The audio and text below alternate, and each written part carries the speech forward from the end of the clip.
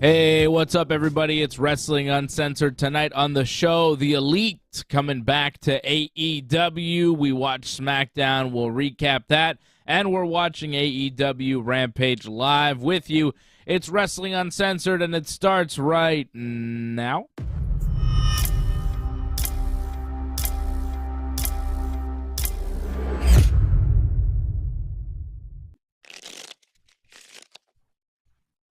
Yes, indeed. But it doesn't really start until we get Johnny in here.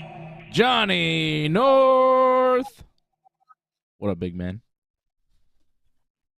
Not much. It looks like it's John Moxley's being confronted right now in the ring on Rampage by Lee Moriarty, I think. And Stokely Hathaway on the mic. Yes, John Moxley opened up tonight's episode of Rampage with a one-on-one match with Daddy Magic for some reason. And he beat him, obviously. You were telling me, John, that it was supposed to be a tag team match, John Moxley and Wheeler Yuta from the Blackpool Combat Club against Daddy Magic and Angelo Parker, which made more sense to me. But apparently Wheeler Yuta was already booked in New Japan, so he couldn't make his AEW booking, which sounds weird. But that's what you told me. That was the reason. And I'm going on that being a fact, which is weird, right? Shouldn't he take the AEW booking first? Thanks. You would think, but I don't know, maybe that match was kind of important for whatever reason. They want to keep that relationship going with New Japan, so... You know, is it that big of a loss? You put the world champion on instead? Yeah, I guess. But it was an odd match to start off the Rampage with. It's a live Rampage. Usually they tape Rampage after Dynamite on Wednesdays. But not this week. This week they're in Connecticut doing this show. They were in Virginia for Dynamite this week, and AEW doing Rampage tonight in Uncasville, Connecticut at the Mohegan Sun. And there's Lee Moriarty, who is challenging John Moxley to a match. And I think... Not a title match, though. No, I think it's just a match for Dynamite on Wednesday in Baltimore. Cool. John Moxley against Lee Moriarty. Is that something we needed to see? I don't know.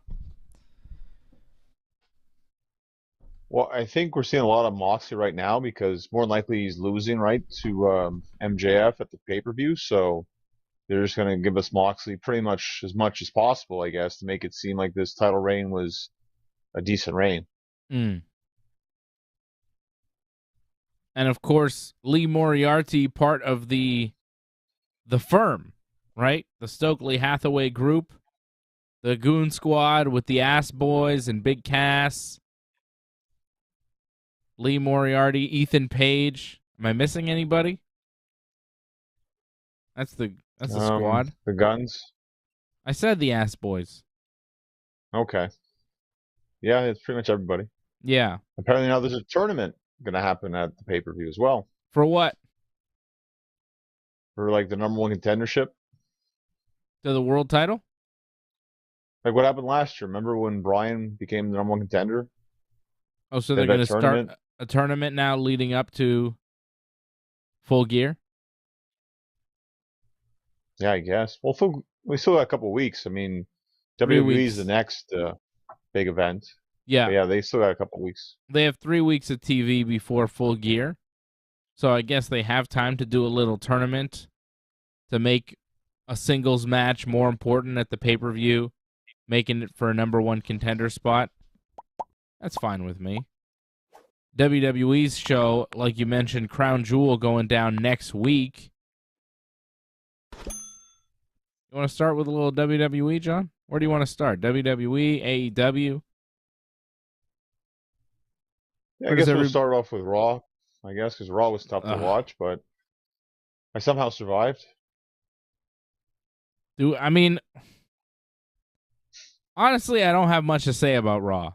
Because not much happened, and there's just not much good that happened.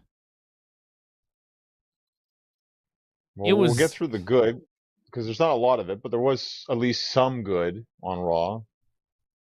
I thought the main event was actually pretty good. This was probably the best match I've seen Bayley in since she came back. Okay, you got positive things to say about Bayley. Finally, that's good. Yeah, it Match was didn't her have a best match. finish. No, but are you surprised by that? I'm not very surprised. Like the whole night, we had distraction finishes like Mm-hmm. consecutively in a row, like every match. So, I mean, were you surprised at all? Like when I immediately saw people on the outside, I'm like, well, you know what's going to happen here. You know, Monday Night Raw, you have a main event match, Bayley, Bianca Belair for the Raw Women's Championship in No, it's not Charlotte. for the title. Okay, no, it's not for the title, but you have the Raw Women's Champion against, the number one contender pretty much in Charlotte, Right. North Carolina. And who makes her big return? Nikki Cross. Not Charlotte, Not Charlotte. Flair. Yeah, not Charlotte. Yeah. What? I was like, really? Nikki Cross? Wouldn't this be a really good spot to put Charlotte in here? Because Nikki Cross comes in. She attacks Bayley. First, she attacked Bianca, and you thought she was just a heel, but she attacked Bayley too after First the she match. attacked the ref, didn't she? Well, she did a dive on Io, Dakota, and the ref. Oh, I guess, Right. yeah. But it was just kind of like, what the hell was that? And then Bianca hit the KOD on Bayley, but the ref was out. And then Nikki Cross attacked Bianca. And then a different ref came out. And then Bayley covered Bianca for the 1-2-3. So Bayley actually won, but then Nikki Cross attacked her. And that's how Raw ended. So Nikki Cross attacks both of them, attacks everybody. You would think somebody making their big return in Charlotte, North Carolina, attacking everybody as kind of a tweener character would be Charlotte Flair, but instead they went with Nikki Cross, which makes me wonder where Charlotte is. When is she coming back? Seemed like a perfect opportunity to bring her back in Charlotte. Her real name's Ashley. They changed it to Charlotte because Flair is so over in Charlotte. And she didn't come back in Charlotte. It was Nikki Cross. I like Nikki Cross. I think it's good that they're giving her something because she's a talented wrestler. I mean, that crossbody alone from the top to the outside, very impressive. And she can hit that all day. She can take bumps. She can wrestle. The promos have not been there for her, and that's been her weakness. They've tried different things with her. Hasn't quite worked out. They're trying again. I'm okay with it. It's just like, oh, that's how you're ending Raw. I don't think anybody saw the Nikki Cross return and went, oh my God. Let me text my brother and tell him Nikki Cross came back. You know? That's not happening. Right? What's a text your buddy return? It's not Nikki Cross. It's like, that's a mention, in passing. Next time you talk to your buddy. Hey, you see wrestling? Yeah. Roman Reigns, Brock Lesnar. Once you get down the list, at some point you might say, oh, you see Nikki Cross came back? That probably won't even come up, really, in a wrestling conversation. If you're talking to your buddies about wrestling, you're not talking about Nikki Cross. I like Nikki Cross. Probably not. I'm just saying her return to finish off Raw is like kind of a weak finish. Well, they seem to be big into making surprises this week, right? And I guess that was their big surprise. They didn't have anything else. And I think that's kind of the problem is that they don't have anyone big enough to come back and make a huge impact right away. They have people that they've used before in the past, and so they're somewhat known, but that's about it. They're not like game changers. So that's kind of a bit of a problem. But again, Nikki Cross, not bad. And I'm hoping for some good matches with her and Bianca. Hopefully that happens, but wait and see. It's not going to be that match, though, in Saudi Arabia. Bayley's getting the rematch, and they said it's going to be a last woman standing match now. Could be a spot where Bayley wins. They keep giving Bayley the match here with Bianca. At some point, I could see her winning. Keith Lee just squashed Serpentico on Rampage, by the way, which, whatever. But I feel like if you keep going with Bayley against Bianca, Bianca keeps defending. This match, too, last woman standing. Bayley can have some help to keep Bianca down. I could see Bayley winning this one in Saudi Arabia. And the match could be all right. I mean, John, you're happy with this match. I think you haven't been too happy with Bayley, but she hasn't had great opponents. Her matches with Bianca have been good. Their match at the last pay-per-view was very good. At Extreme Rules, I think you missed that one. Their ladder match? Right. Very good. Very good. So, yeah, they're good. Okay, so you like that. You like anything else on Raw this week, John? Anything else? Because I didn't. I didn't like anything. It's tough, and I'm trying to think back on what there was, and it was rough. It was really rough, if I remember correctly. It's hard. It wasn't a very good episode of Raw. I think what hurt the most was just that you saw the same finish over and over again. It's just, can you not come up with something else? Is there really no other finish you can come up with? Like, why almost picture perfect, like the exact same finish all the time? I don't get it. Like, do they think people like are dumb and don't realize you're just doing the same thing over like for 3 hours straight?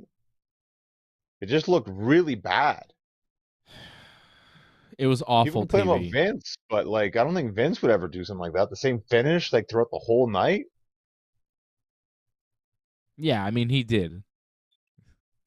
This is not new. I don't remember. This is what they do. Vince, Triple H, whatever. This is how they finish. I mean, come on. It's always the same finish. This one was a little different with Nikki Cross. The Finn Balor finish. So let's go through these matches. So it was Finn. Oh, again, could they stop with the 30 minutes of Judgment Day to open every show? Every Raw is 30 minutes of Judgment Day, a promo, and then a match. The first half of the first hour to start the show. Welcome to Raw. Here's some terrible shit. It's so bad. I hate everybody involved, except Rhea Ripley. She's kind of cool. She body slammed Luke Gallows this week, which was cool. That was my favorite moment of all of Raw, I think. The body slam on Gallows, just because it was like, what? What? Judgment Day cut an in-ring promo to start off Raw. They talked about Dominic being so great and Dominic being the greatest luchador in the history of the business, which at this point I think they're just making fun of how shitty Dominic is. They're just like, he's the best wrestler ever. He's the greatest ever. And everybody knows he's terrible, so they're just like booing him and it's getting heat.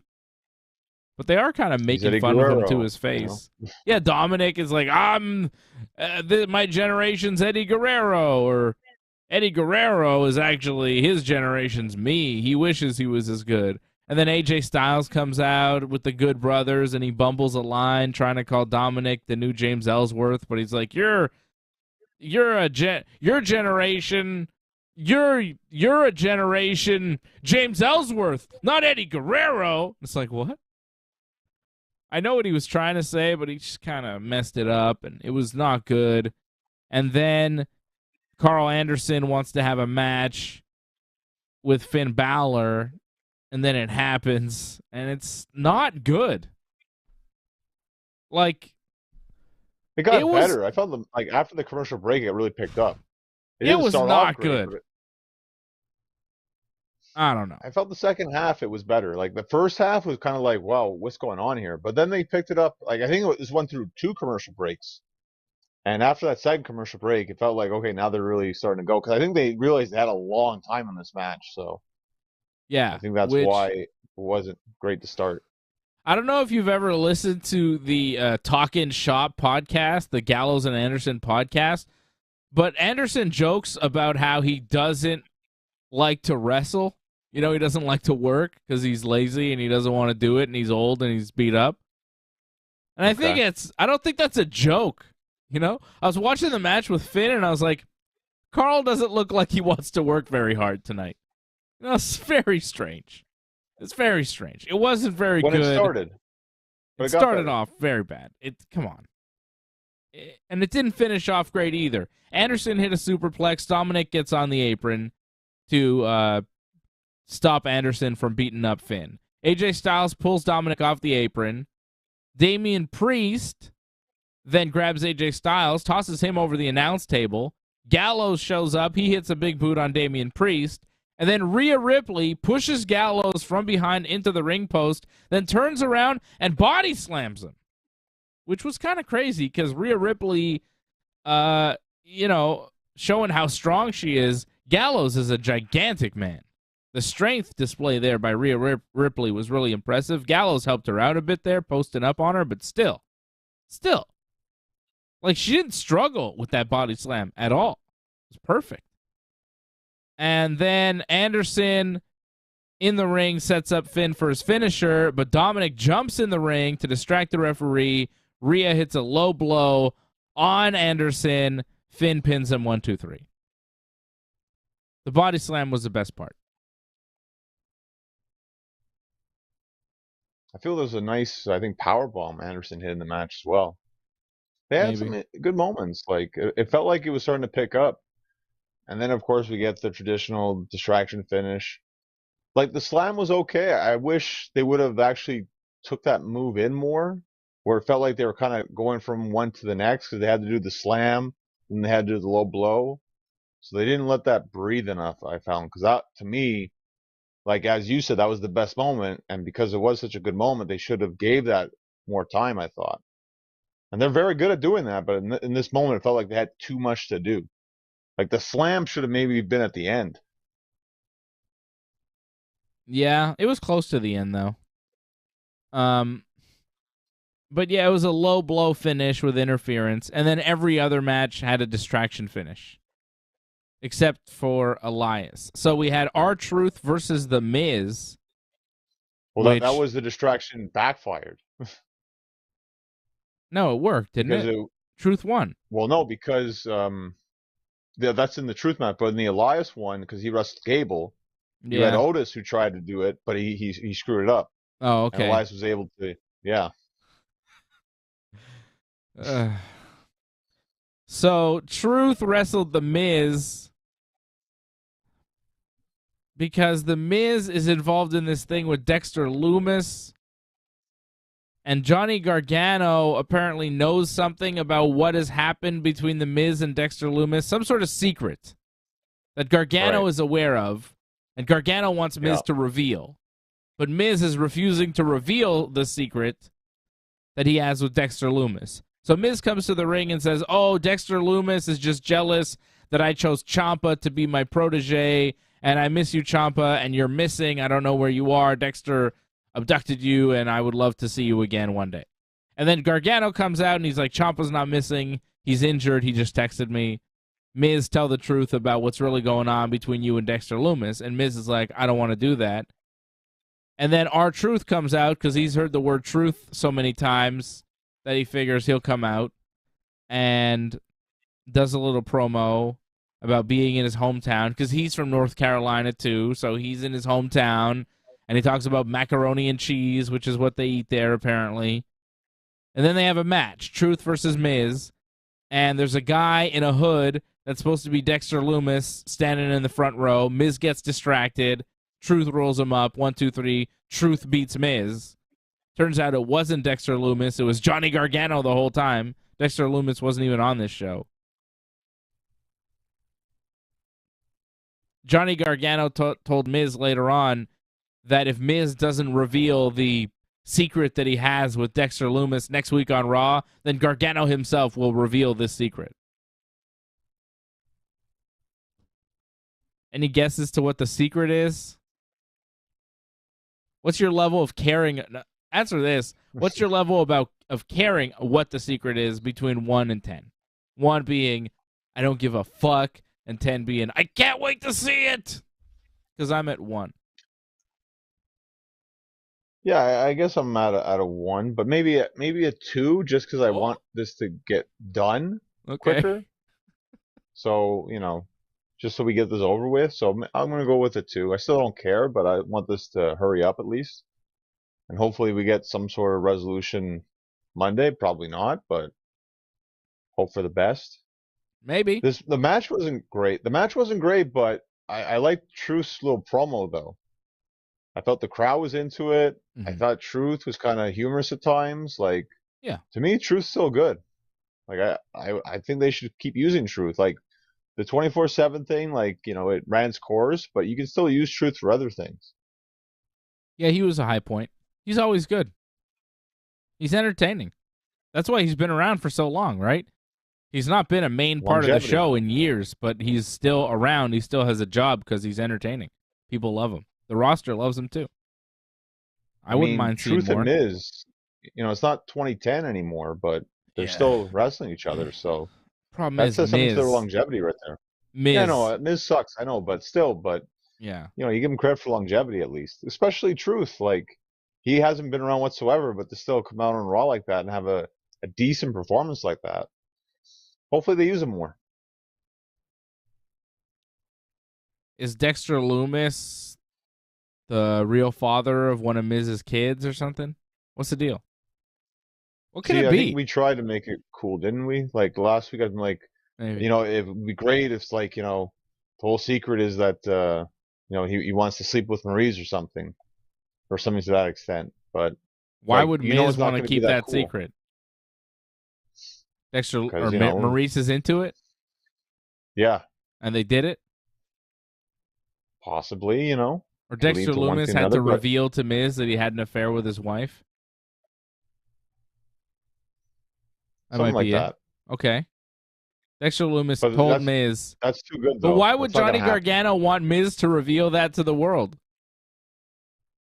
What's Gargano's gain here? Like, what's his problem? It doesn't make sense. No. Why does Gargano want Miz to reveal that? It doesn't, I don't know. I don't think it's anything to do with Maurice.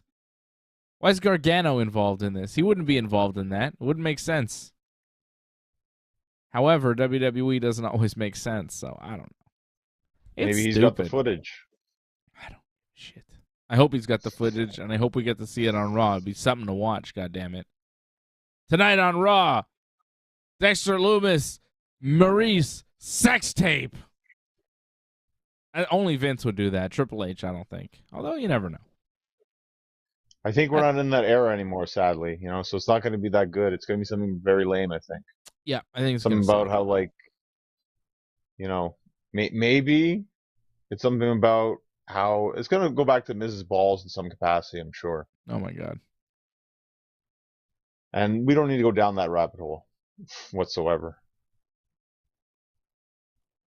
Dexter Lumis knocked Miz unconscious, took his pants off, took a picture of his balls, realized they are very small. He's got micro penis. It's very, very tiny, tiny balls. Took a picture, sent it to Johnny Gargano. I mean, look, Miz doesn't have big balls. They're tiny. It's so stupid. I hope it's not that. I hope it's nothing and we just never see any of them ever again. How about that? By the way, did they say that Tyson's going to be like on the broadcasting team, or is he just going to be around kind of thing? Yeah, I think he's just on commentary. I think he's just going to be there, and they haven't figured out what they're going to do with him yet, or they haven't figured out what he'll agree to. I don't know. If he's on commentary, be on the show. That could be. Yeah, that might be it. Could be very interesting. I wouldn't mind him on commentary. It could be pretty funny. Yeah. He has fake balls. Maybe Sebastian saying possibly his balls are not real.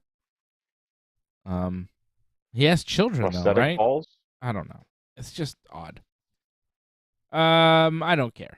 I don't care about what's going on with The Miz or Johnny Gargano. Johnny Gargano's wife got beat up by Bayley's friends, so she's that was all right. I like injured. that. They knocked the cameraman out, then they beat her up. that felt more like realistic. That's what you do. Like, why would someone cameraman watch a beating and no one do anything? At least with that, like the cameraman got knocked out. Yeah, but they did that to cover up not beating up Candice LeRae, right? Which makes Right, but makes you wonder, um, is is she she hurt? hurt? Right. Because they kind of wrote her off without actually touching her. So it seems like maybe she's hurt. Yeah, maybe. But again, just the whole way they put that together, it felt more realistic than the usual way of, there's a beatdown. No one does anything. That seems a little ridiculous, especially when you see other segments where it's like the referees are right there right away. When Gargano like had the Yeah. over on Miz, right away the refs are. So we had that distraction finish. Austin Theory against Mustafa Ali. Austin Theory hit his finisher after Seth Rollins distracted Mustafa. Seth and Ali fought after the match. I couldn't care less about any of that going on. That match was whatever. I don't care about any of this. Nothing on Raw is interesting. Ugh. Again, distraction finish there. You have any thoughts on this match, or I don't know.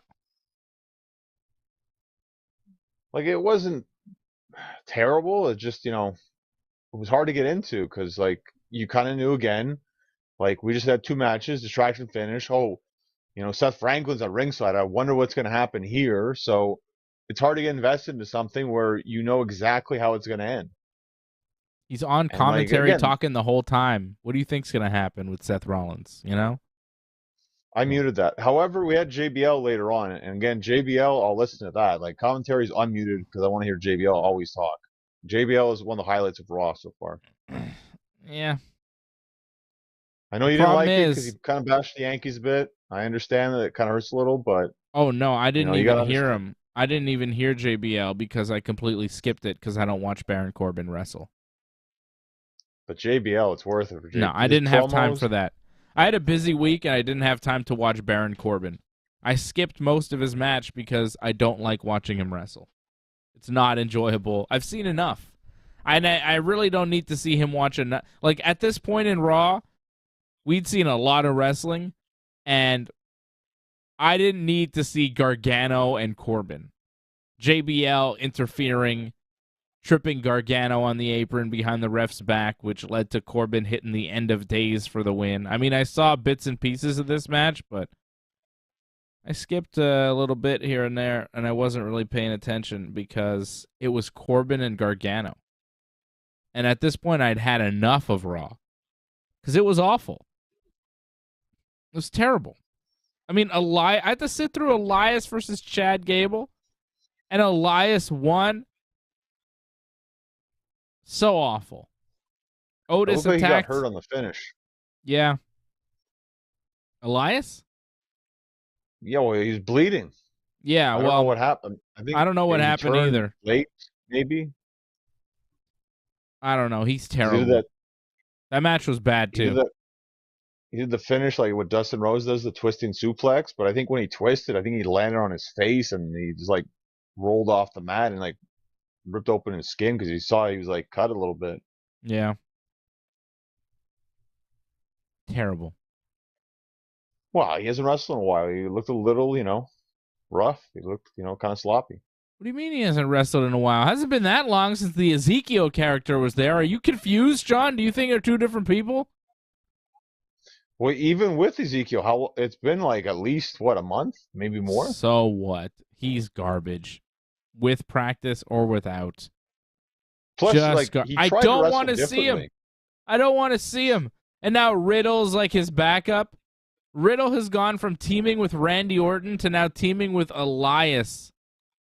Poor Riddle. But did you see the dynamic of that? I actually like that promo where it's like, you know, Elias was kind of upset with him because like he cost him the match, and he's like, for now it's fine, but it happens again, I'll be upset. And then he tried to play the bong, right?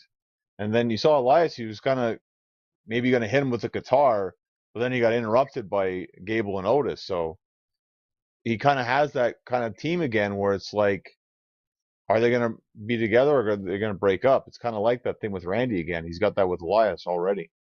It's terrible. Elias is awful. I don't want to see him. Anything with him, I'm not interested in. There's so many guys on this show. This is the problem, John, with Raw, is there's too many people on the show that I don't want to see at all, ever. You know, I don't want to see The Miz, ever. There's nothing he does that I want to see. I don't want to see Baron Corbin, ever. I don't really want to see Austin Theory or Mustafa Ali anymore, to be honest. I'm kind of sick of both of them. Elias, I never want to see. There's a lot of guys I just don't want to see ever again, and a lot of them are on Raw. Corbin, Elias, Miz, in 3 separate matches this week on Raw. Miz versus Truth, Corbin versus Gargano, and Elias versus Gable. No good. That is not a good wrestling show. When you have Elias, Miz, and Corbin all wrestling in 3 separate matches. Those guys should be a group. You call them the shitty wrestlers, and they wrestle 1 6-man tag match every 3 weeks, and that's it. And they always lose because they suck. JBL could manage them and do their promos. Make them tolerable. Well, I'm telling you, like with JBL now, like I don't mind Corbin because JBL is fantastic at talking. Even Raw commentating, like I can't stand Raw commentating, but if JBL's there, like I'll listen to Raw, like it's fine. Ugh. So I wouldn't mind that if he's managing all of them. That's not going to happen because they actually like Miz's talking, so Yeah.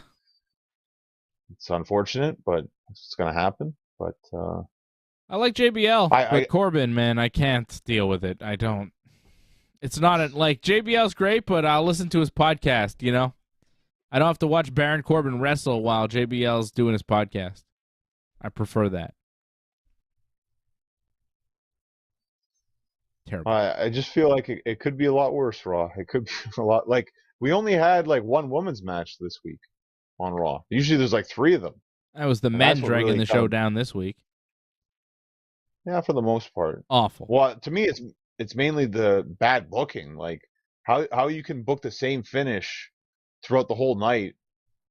That's just terrible. Like whoever booked the show that's a joke. They should be fired for that. Same finish, weak matches, even weaker promos, and nothing happening story-wise. They did a Brock Lesnar, Bobby Lashley video package, but neither man was actually there. This was a bad... Yeah, next week, because it's the last week before Crown Jewel. He's got to be there. This was bad. This was bad. SmackDown was a little better because the guy that matters was on the show, Roman Reigns. That's another thing with Raw. Nobody matters on this show. Nobody matters. Nobody means a goddamn thing to the grand scheme of WWE. Seth Rollins is the U.S. champion. He's like the top-ranked guy on this show. Who's the biggest star on Raw? It's like Seth Rollins. And that's garbage. That's sad. Yeah, that's pretty sad. It's supposed to be the flagship show. Who is the biggest star on this goddamn show? Bianca Belair? I mean, I'm struggling here. Who's on this show? Why are we watching it for 3 hours? You know what I'm saying? It's crazy. It's crazy how there's 0 star power. Tonight on SmackDown, I saw Ronda Rousey and Roman Reigns. Yeah. On Raw, makes a good point. I saw Elias. That's true. But Ryan Katz makes a good point here. Like, are they recording SmackDown? Because, yes. Yeah. Because it's not live next week because they're going to Saudi Arabia on Saturday. They'll be in Saudi Arabia next week. SmackDown will not be live next Friday. They're taping it tonight as we speak. SmackDown for next week is being taped in St. Louis, Missouri. No star power on Raw. They need Brock Lesnar, but he only shows up every so often, and maybe not after this program. So next week on Raw, or in 2 weeks after Crown Jewel, who's left? They really needed a Charlotte Flair or a Becky Lynch to kind of bring the show up. Because there's no star power on this thing. It's jabroni after jabroni. It's terrible. You have Dominic Mysterio talking and wrestling, and it's just so bad. It's so bad.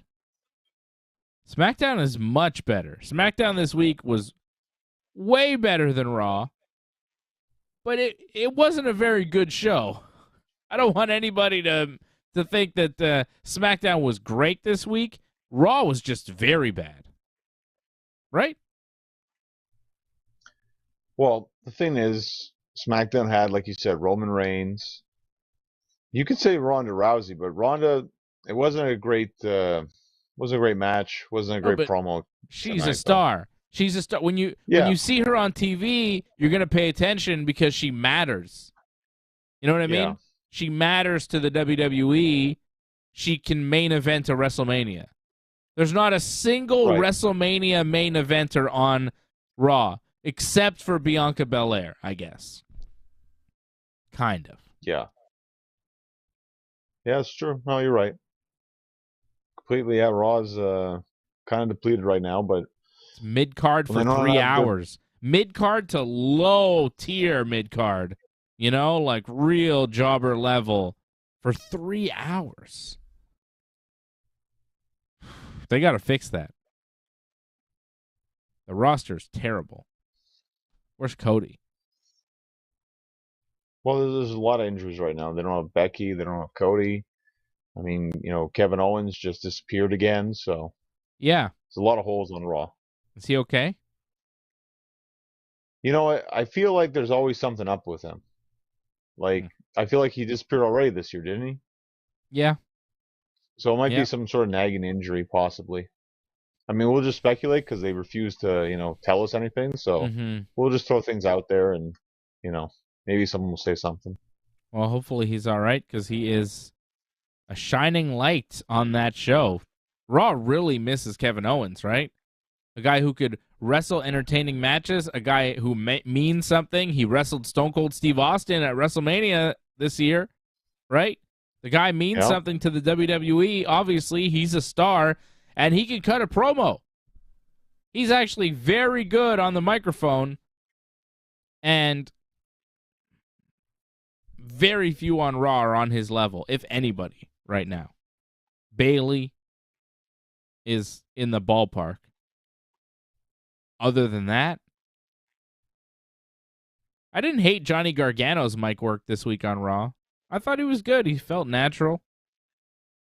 I just don't love his matches, which is weird because everybody talks about his wrestling and how he's such a great wrestler, and maybe he's kind of lame with the promos, kind of bland. But watching him this week, I thought, his match. Well, he wrestled Baron Corbin, so it's not really his fault. But I liked his promo. I thought he was all right. Just talking to Miz and doing all that stuff. Like, it was weird. It didn't make sense. But his delivery was not bad.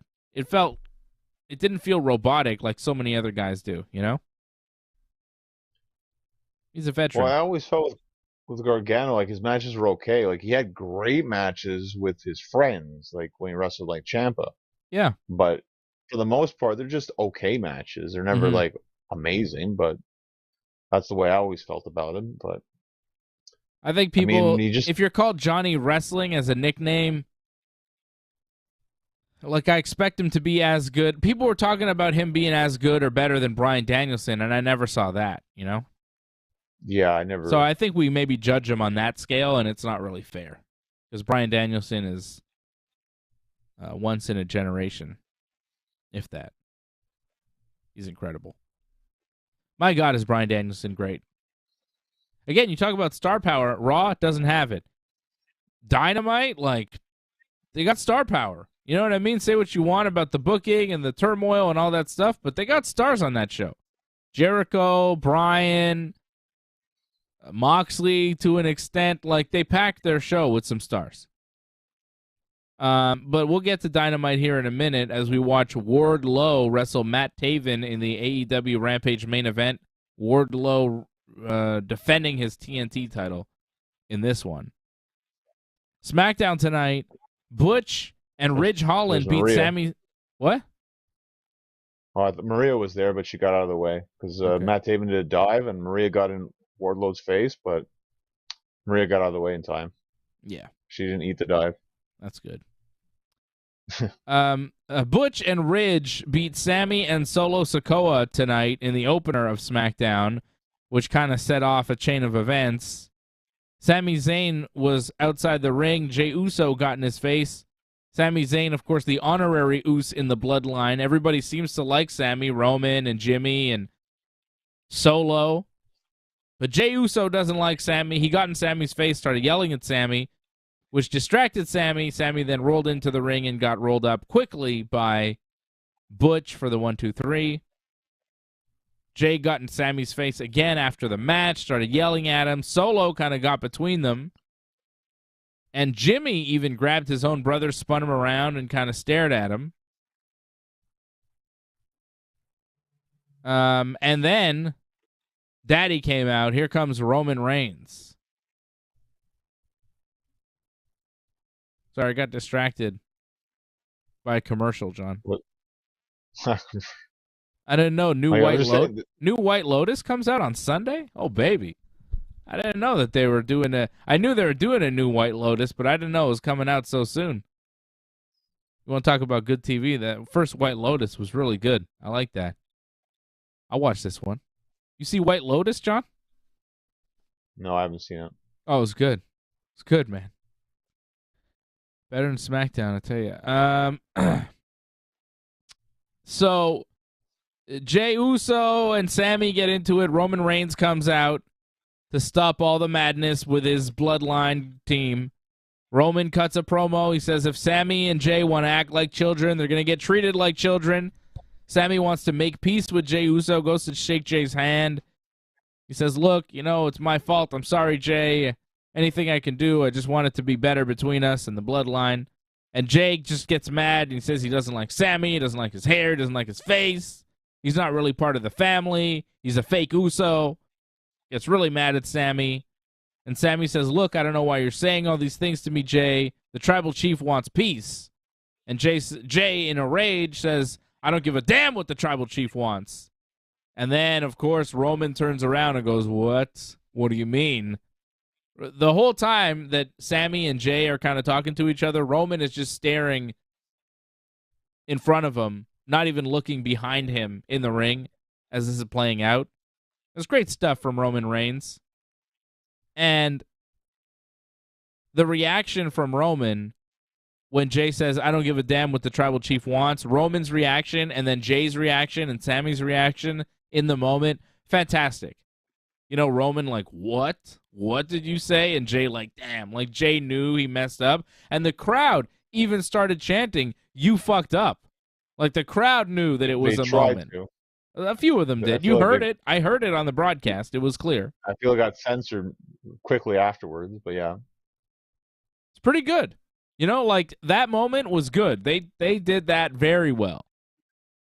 And then Sami takes it upon himself to apologize on behalf of Jey to Roman, saying, look, it's not Jey's fault. He's stressed out. He hasn't been acting very Uso lately.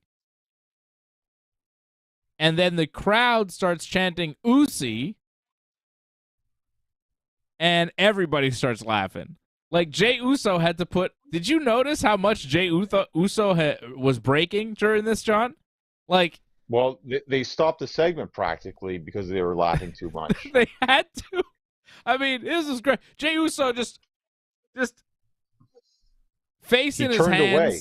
He turned away, but at one point he had his face in his hands, and you could just see him shaking. Like, he's laughing because Roman comes over. The crowd starts chanting Uso, and Roman comes over and he's like, Jey, is that it? Are you just not feeling very Uso? And Roman's got a big smile on his face. And you see Jimmy in the background. He's cracking up. And Solo's laughing. And Jey is supposed to be mad in this point. But he can't because it's too funny. Like, he's supposed to be mad, but Jey's just like... And Roman is just like, stay with me, stay with me. Like Roman is still trying to like, hey, don't break too much. But Jay couldn't Yeah, but help it's not fair himself. because Roman That can was break. fantastic. It's all right for Roman to break, but Yeah. Jay's the one who has to stay serious. Yeah, it's Yeah. not fair for Jay. No, it was really tough for Jay. And he tried, but he couldn't. Just the crowd chanting Usi, and then Roman with the big smile going, Jay, is that it? Are you not feeling very Usi? It was just great. It was a great moment. And I know Jay was supposed to be mad, and maybe some people that criticize the wrestling would be like, oh, Jay Uso, he broke character. How could he? But we know what's going on. It's funny. You know, it was a funny moment. Sometimes, you know, you break. They're doing comedy, you know? You can't do comedy and expect the people not to laugh once in a while. Like, you watch a live comedy show like a Saturday Night Live, they're professionals. And they're not supposed to break in their scenes all the time. They break, they laugh. It happens, right? Happens in wrestling all the time. People break. But just in this moment, Jey Uso supposed to be so mad, just yelling at Sammy. And then Roman asking him if he's not feeling Usi, and Jay just losing it. Fantastic. Roman says, look, if Jay, you can't figure it out, then Sammy's going to be a full-blown Uso, and we're going to rename him Sammy Uso. And the crowd loves this. They chant Sammy Uso. And then Paul Heyman, for some reason, says, oh, okay, guys, that's it. The Tribal Chief has decided this segment is over. Roman Reigns is going to be wrestling Logan Paul at the Crown Jewel, da-da-da, November. He's going to da-da-da, conquer, reign supreme, whatever, Tribal Chief. Crown Jewel, Logan Paul. Watch it. Heyman just does like a promo thing, and then it's over. It's weird how Heyman just out of nowhere started talking to wrap the segment up. I guess they had nothing left, but yeah, it was the best part of SmackDown by far. Roman Reigns, whenever he does a promo at this point, he's the best part of SmackDown. I don't know what that says. Well, does that say something about how good Roman is or how bad the rest of the show is? I'm not really sure. But it was pretty good. I was entertained. Well, I think it just kind of shows you like how good Paul Heyman is. Like, despite, you know, the fact that other writers can't come up with anything good for the most part on the show, Heyman's stuff that he's involved in seems to always be the best stuff you want to see. So I'm not too surprised by that. And I also felt like Heyman was kind of like, I think he got the word that's like, hey, you guys got to wrap it up. You're going a little long now. So that's why it just kind of ended abruptly like that. That might have been it. They were just running out of time. Later on in the show, there was more. We got an interesting confrontation here. There was more Jey Uso and Roman Reigns. What are we seeing here on Rampage? We had Wardlow getting the win over Taven, right? But then Taven and somebody attacked Wardlow, and then Samoa Joe made the save. And now Will Hobbs is coming out, and Will Hobbs is teaming up with Brian Cage. Brian Cage is there with his friends, the tag team there, and they're all beating up on Wardlow and Samoa Joe for some reason. Will Hobbs, Brian Cage, the Gates of Agony, which is another tag team there with them. 4 dudes beating up on Wardlow and Samoa Joe right now to close out Rampage. That's an interesting confrontation to you, John? Well, I guess Will Hobbs is added to this group now, I guess. It makes the group a lot more intimidating, without question. Is that a Ring of Honor group, though? Yeah, but they have all the titles. They have the TNT and they have the ROH TV title. Right, so Joe is the Ring of Honor television champion, and Brian Cage is holding that belt up right now. I guess he's going for that one, taking it from Joe, and Will Hobbs holding up the TNT title like he's going to go after that against Wardlow. I don't know. I'm not feeling any of that. I don't care about that. Wardlow and Will Hobbs is not a match that I need to see. Well, I think that could be pretty good, actually. I wouldn't mind seeing that. Even Brian Cage and Samoa Joe. I think that could be pretty good. It's probably going to be at the ROH pay-per-view. it's not something that'll make me tune into a show that I'm not already watching. You know, like if it's on the Ring of Honor pay-per-view, I don't know what else is on that Ring of Honor pay-per-view, but I probably won't watch it. Will Hobbs and Brian Cage, or Will Hobbs and Wardlow, I'll probably wind up watching because they'll be on an AEW show, and I usually watch all those to begin with. But it's not a thing that'll make me tune into a show. You know what I mean? It doesn't get me excited. But yeah, I think you're right. They could be good matches, but yeah. Whatever. It's not just about putting on a good match. You got to give me a story that matters. You got to give me stakes that matter. If Wardlow loses the TNT title to Will Hobbs, okay. A TNT title doesn't mean too much right now. That Ring of Honor TV title means even less. A lot of belts. I'm just they all mean nothing. You know?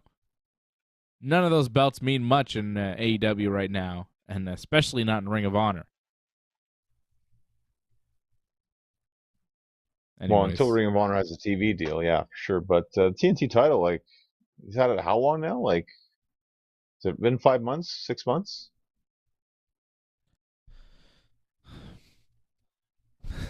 I don't know. It's been a while. It feels like it's been a while. Yeah. I feel like he won it in June. And what's he done with it? Powerbomb some guys? That's a good point. You know, what's really happened? Has he had a memorable feud at all with that TNT title? Has anybody come after him and given him any kind of threat or promo or program that you say, wow, that was good? That stuff Wardlow did there, that was really good. His title run as a singles champion is going so poorly that they've made him a tag team with Samoa Joe. That's how good Wardlow's singles run is going. Mid-title run, they go, oh, let's just make him a tag. That's not good for a singles champion. You know what I'm saying? That's not a good sign. No, it's not a good sign. They could do better. I'm not a huge Wardlow fan. Roman Reigns does the whole in-ring promo. That wasn't the last we see of Roman, though. Paul Heyman showing Roman Reigns boxing footage backstage of Logan Paul, his opponent at the Crown Jewel. Heyman warning Roman of the lucky punch possibility from Logan. Heyman talking about being at synagogue and saying he knows a doctor who knows a doctor who knows Logan's doctor, who says that Logan once broke his hand and had metal pins put in it, so it's more powerful. He's got a dangerous hand, and Roman is not impressed. He says, Logan's only had a couple of matches.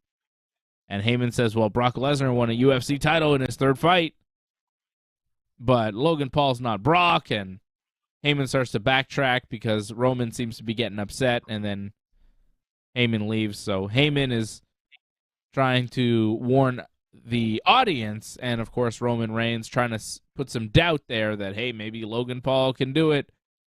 Maybe he can beat Roman Reigns. Maybe Logan Paul's brother can beat Anderson Silva.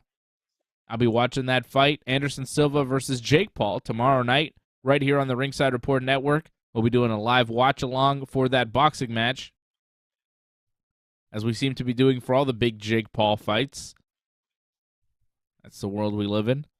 But, yeah, Anderson Silva, the Spider, the underdog, up against Jake Paul tomorrow night.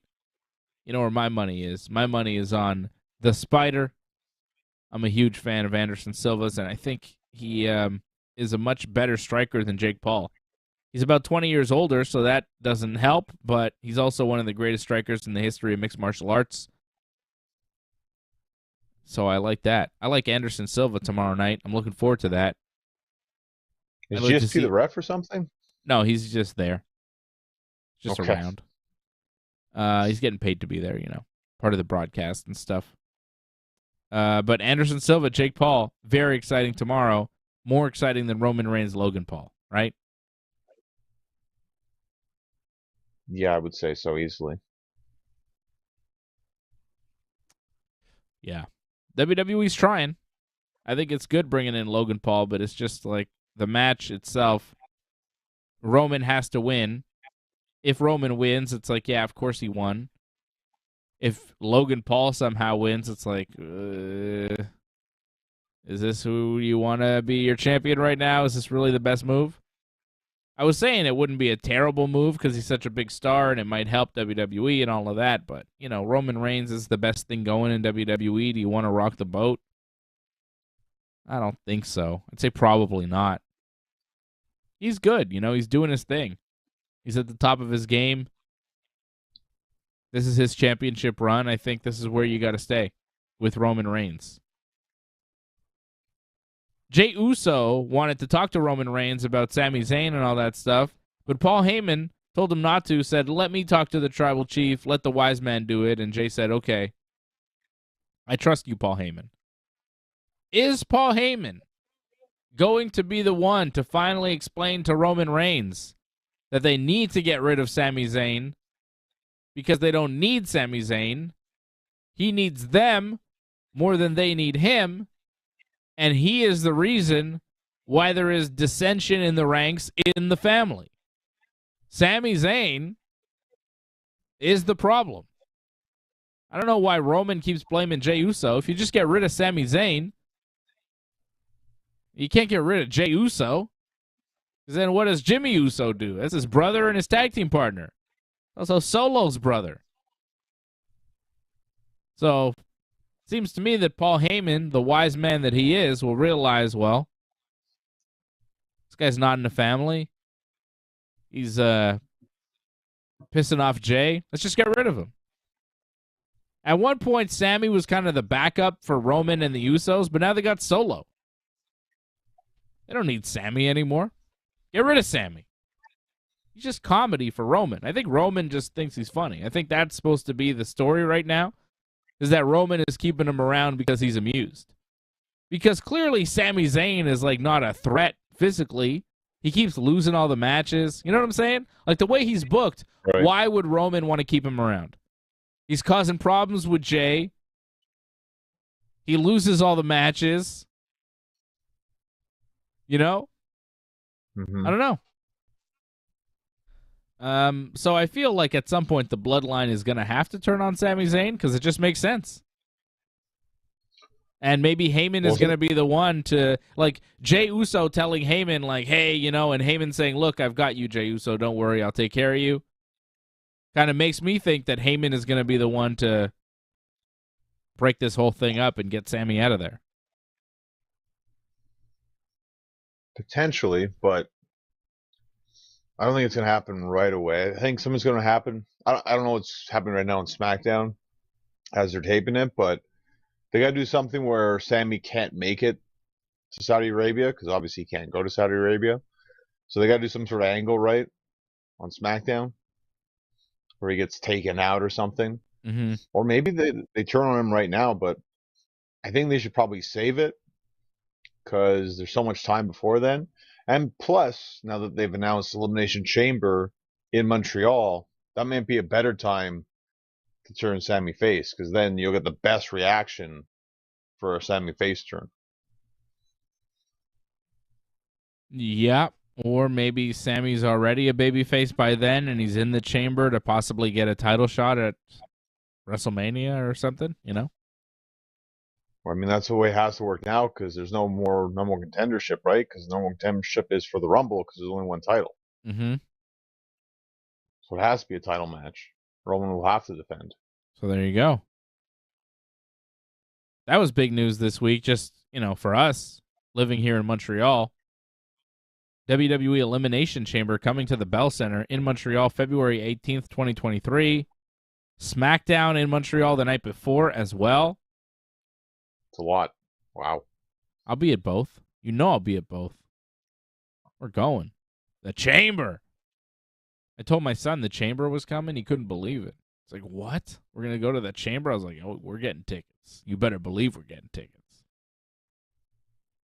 So that's going to be cool. I'm just excited to see a Chamber. Bring my son to the Chamber. It's a cool structure. I've never seen one of those things in person. It'd be cool to see. So first time in 14 years WWE doing a pay-per-view here in Montreal. So that's pretty cool. February the 18th. Was Breaking Point that long ago? Yeah. Breaking Point was 14 years ago? Wow. I guess so. Time flies, huh? Wow. Well, John, we saw Triple H and Shawn Michaels wrestle Cody Rhodes and Ted DiBiase on that show. It wasn't yesterday. You know what I mean? It's a good point. Undertaker wrestled CM Punk on that show. I mean, come on. That, yeah. Most of the guys that we saw wrestle are retired or excommunicated from the wrestling business. Well, Mark Henry was on the show. Jericho was on the show. Mm-hmm. MVP was on the show. There's some people still there. Kind of. Okay, elsewhere here on SmackDown tonight. Yes, tickets on sale November 18th. Did we not have a Kofi and Miz match? I felt like we had a Kofi and Miz match. Oh, at Breaking Point? Yeah. Well, I could tell you exactly what the card was if you want. WWE Breaking Point. They didn't do many of those, right? It was just one? Just one. We had the only one. Yeah. 2009. Breaking Point. CM Punk defeated The Undertaker in a submission match for the World Heavyweight title. How the hell did he do that? They did a Survivor Series screw job because they're in Montreal. So expect a Survivor Series screw job. Right. Elimination Chamber. John Cena and Randy Orton in an I Quit match was actually pretty damn good. I remember the pop Orton got was insane. But didn't Orton just beat the hell out of Cena with a kendo stick, and Cena was just really beat? Like, his body was a mess, bloody, and right? Well, because he was handcuffed. Yeah, he took good kendo stick shots. Cena beat Randy Orton in that match for the WWE title in an I Quit match. Christian defended the ECW title against William Regal. Oh, wow. Kane beat Great Khali in a Singapore Kane match. That wasn't great. I remember that. It was bad. Legacy, Cody Rhodes and Ted DiBiase beat D-Generation X, Triple H, and Shawn Michaels in a submissions count anywhere match. That wasn't that great either. No. Kofi Kingston did beat The Miz for the U.S. title. Kofi retained. Chris Jericho and Big Show defended the WWE Tag Team titles against MVP and Mark Henry, and Evan Bourne over Chavo Guerrero in the dark match opener. I mean, I remember that pay-per-view, and I remember thinking, this was not a great pay-per-view. But looking back, I mean, a lot of legends on this card. Cena, Orton, Punk, Taker, Christian, Regal, Kane, Cody, Shawn, Hunter. I mean, Jericho, Big Show. A lot of legends on this show. But in 2009, it was just an ordinary show. You know? It's funny how time makes legends of people. Like Christian against William Regal back then. You know what I'm saying? Sorry, John. But Christian against William Regal back then is like, yeah, whatever. But now looking back, it's like, oh, cool. You know? Yeah. 100%. Yeah. So that was the last WWE pay-per-view here in our hometown, and we're going to get another one February the 18th, Elimination Chamber, which is cool. SmackDown tonight, New Day beat the model guys. Maximum Male Models, yeah. Yeah, it happened. Whatever. I have nothing to say about those guys. I mean, they're whatever. They exist. They're jobbers now. I think they'll disappear at some point. LA Knight is off doing his own thing. He's not involved with them anymore. I think they were just there tonight to lose to New Day, so New Day can be built back up and maybe credible at some point, or built up to lose to the Viking Raiders when they re-debut. Well, it feels like something with the Usos because they're going after that title streak, right? And they're almost there, so it feels like that match is going to happen at least sometime soon. I thought Saudi Arabia, but maybe just a random SmackDown possibly, because it's going to come up soon, the record. That does make a lot of sense. Sonya Deville starts cutting a backstage promo talking about how Liv Morgan's not going to wrestle Ronda Rousey because she's broken after losing to Ronda Rousey. And then Liv Morgan attacks Sonya, and then refs separate them. And I swear I thought I was watching an old SmackDown when this was happening. I was like, is this... I've seen this They before, did this right? last week too. Didn't they do 2 this? weeks ago? Yeah, and Liv got up on the top of a ladder and did like a dive on Sonya through a table, didn't she? Yeah, she did her table thing. Yeah. She's So done this before. they did this 2 weeks ago, and it was better. Why do it tonight at all? Because they didn't have anything for him. They just wanted to put him on the show. But do you feel like when they knocked the curtain down, that was like supposed to happen? Because that felt like it wasn't supposed to happen because they immediately got away from that. I don't know what you thought about that. Pumpkin's falling. I didn't really notice. It's not a big thing, but felt like the set kind of almost came down. I don't think that was supposed to happen. They will wrestle each other next week on SmackDown in a no DQ match. They announced that tonight, and they're probably doing the match right now. Yeah, I'm not interested. Me neither. Braun Strowman cut a terrible backstage promo about Omos. They're going to have a match that I'm looking forward to at Crown Jewel because they're both gigantic, and who knows how it's going to wind up. But, man, that promo was bad. Did you notice they edited the shove? Because I know they showed this on Raw. That shove that he did, like first he does the pose and then he pushes, right? They've edited out the pose. It's just the shove now. So they're not going to be able to hide that in Saudi Arabia. The awkwardness. We're going to see all of it. So if you remember how awkward Braun and what was his last match in Saudi Arabia? It was against Fury, I think it was. Like that was probably one of the worst matches ever in Saudi Arabia. So like he has potential to beat it with this one, I think. Yeah, it's going to be terrible. But I like that sometimes. Sometimes a terrible match is just as fun as a good match. Not quite as fun, but it's as funny. It's funnier. Depends how bad it gets, but yeah, sure. How about some non-spoiler spoilers for SmackDown next week? I'll tell you some matches that'll happen, but I won't tell you who wins. Okay? So you have the card. You have the whole card of what the show is done. You have. No, I have some matches that have happened. I don't have the whole thing yet. Okay? Okay. I have Sonya Deville versus Liv Morgan in a no DQ match, right? Right. Rick O'Shea will wrestle LA Knight. You saw a little promo from them tonight. That match will happen next week. See, that was weird where Ricochet was like, oh, nobody likes a guy like you. I felt like people were popping for him. Yeah. So Ricochet, again, he feels like you're in the wrong position this one. Like, you're trying to be, like, the goody two-shoes, and it's like, no, like, you're actually the villain in this one, Ricochet. No one likes you. Well, yeah. His promos are just... they're so weak. It's why he is where he is, you know? Like, good wrestler, though. Very good wrestler. But that's what I'm saying, John. In the ring, he's incredible. On the microphone, he's so bad. And that's why he's going nowhere. Because if he was just a little bit better on the mic, they'd do something with him. But because he can't cut a promo to save his life, it just doesn't work for Rick O'Shea. It's too bad because he's got a good look. His matches are great, but goddamn, he can't talk. So Rick O'Shea will wrestle LA Knight. There's going to be an in-ring, some kind of promo segment with the Usos and the New Day and the Brawling Brutes. So you are right about the New Day getting involved in the tag team title scene. Okay. So the Ridge and Butch, New Day, and Usos have some sort of in-ring thing. Shayna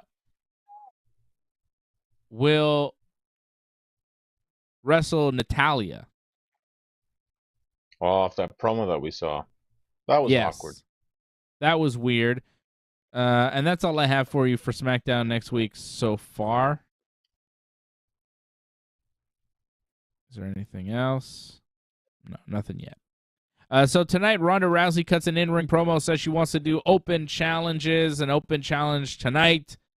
She says the people don't appreciate how consistent she is and how active she is as a champion, because the people do not recognize her because they are not great enough to recognize. Only greatness recognizes greatness, and the people are too mediocre to understand. Saw a lot of Ronda signs in the crowd, but okay. Yeah, I mean, people do like Ronda, but this is Ronda's thing. But I think she's more... Ronda not going up against Liv, I think, is different than Ronda when she was going up against Liv. Because Ronda against Liv felt like the heel. You know, even though... But she was the face. she yeah, kind of... Well, it was kind of 50-50 with Liv, because Liv is still a babyface. She never turned. Yeah, but Ronda was more of a badass there, where it's like, I don't care what's going to happen. I'm going to go in there and tear your head off kind of thing. Like, that might be a heel, but it kind of works where people get behind that kind of thing. This just feels like, oh, I'll do things on my own time. You're all worthless. It just feels like it's just her being cheap in terms of her heat. Like, she's not really trying. It didn't really feel like that was her. It just felt like she has to say this kind of stuff. I don't know. To me, it did feel like it was her, because I think that she does resent a lot of the audience for not respecting her enough or showing her enough love. And they don't appreciate her, and I think that there's a lot of truth to that. I don't think that the wrestling audience appreciates how great Ronda Rousey is and how lucky we are to be living in this Ronda Rousey era. And Ronda is a little bit upset by that fans would even dare to cheer for Liv Morgan when Ronda Rousey is her opponent. And I agree with that. I agree with that sentiment 100%. Ronda is a unique talent, a historical figure. Liv Morgan is just another wrestler. You know, Ronda is greatness. Everybody else at Ronda's wrestling is just somebody. Emma made her return to the WWE tonight. Tennille Dashwood, a.k.a. Emma. She's now Emma again. And she lost by armbar to Ronda in a match that was not great. Well, to be fair, that you can't just bring someone back that was around like 5 years ago that really didn't make much of an impact in WWE, that most people don't really remember whatsoever. Like, not everyone watches Impact Wrestling or NWA, so no one knows what she's been up to. So you're just like, oh, well, here's Emma again. And it's like, she got no reaction, no kidding, because no one understood who she really was, you know? So, I mean, her gimmick was totally different, too, back then.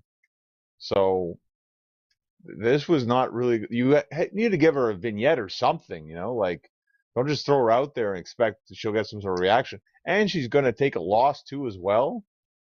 This was a horrible way to bring someone back.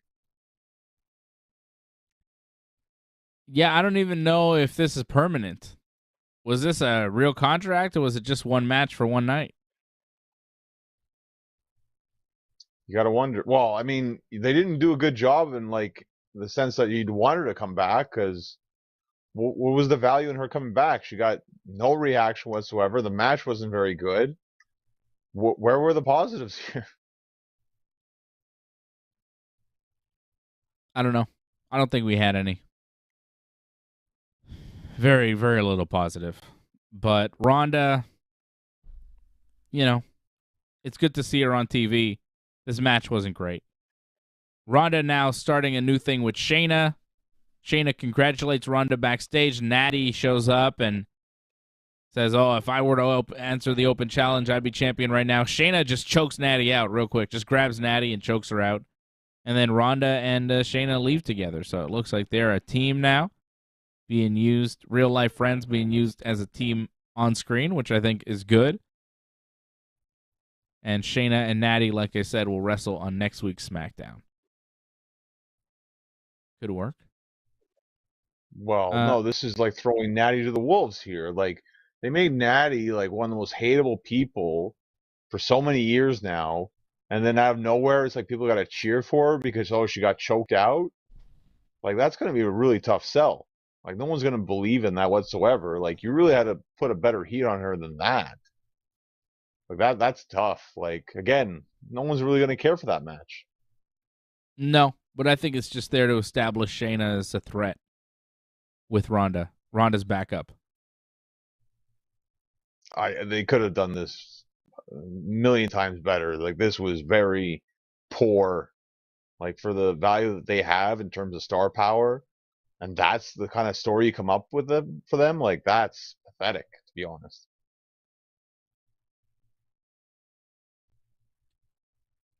I mean, what else do you want them to do?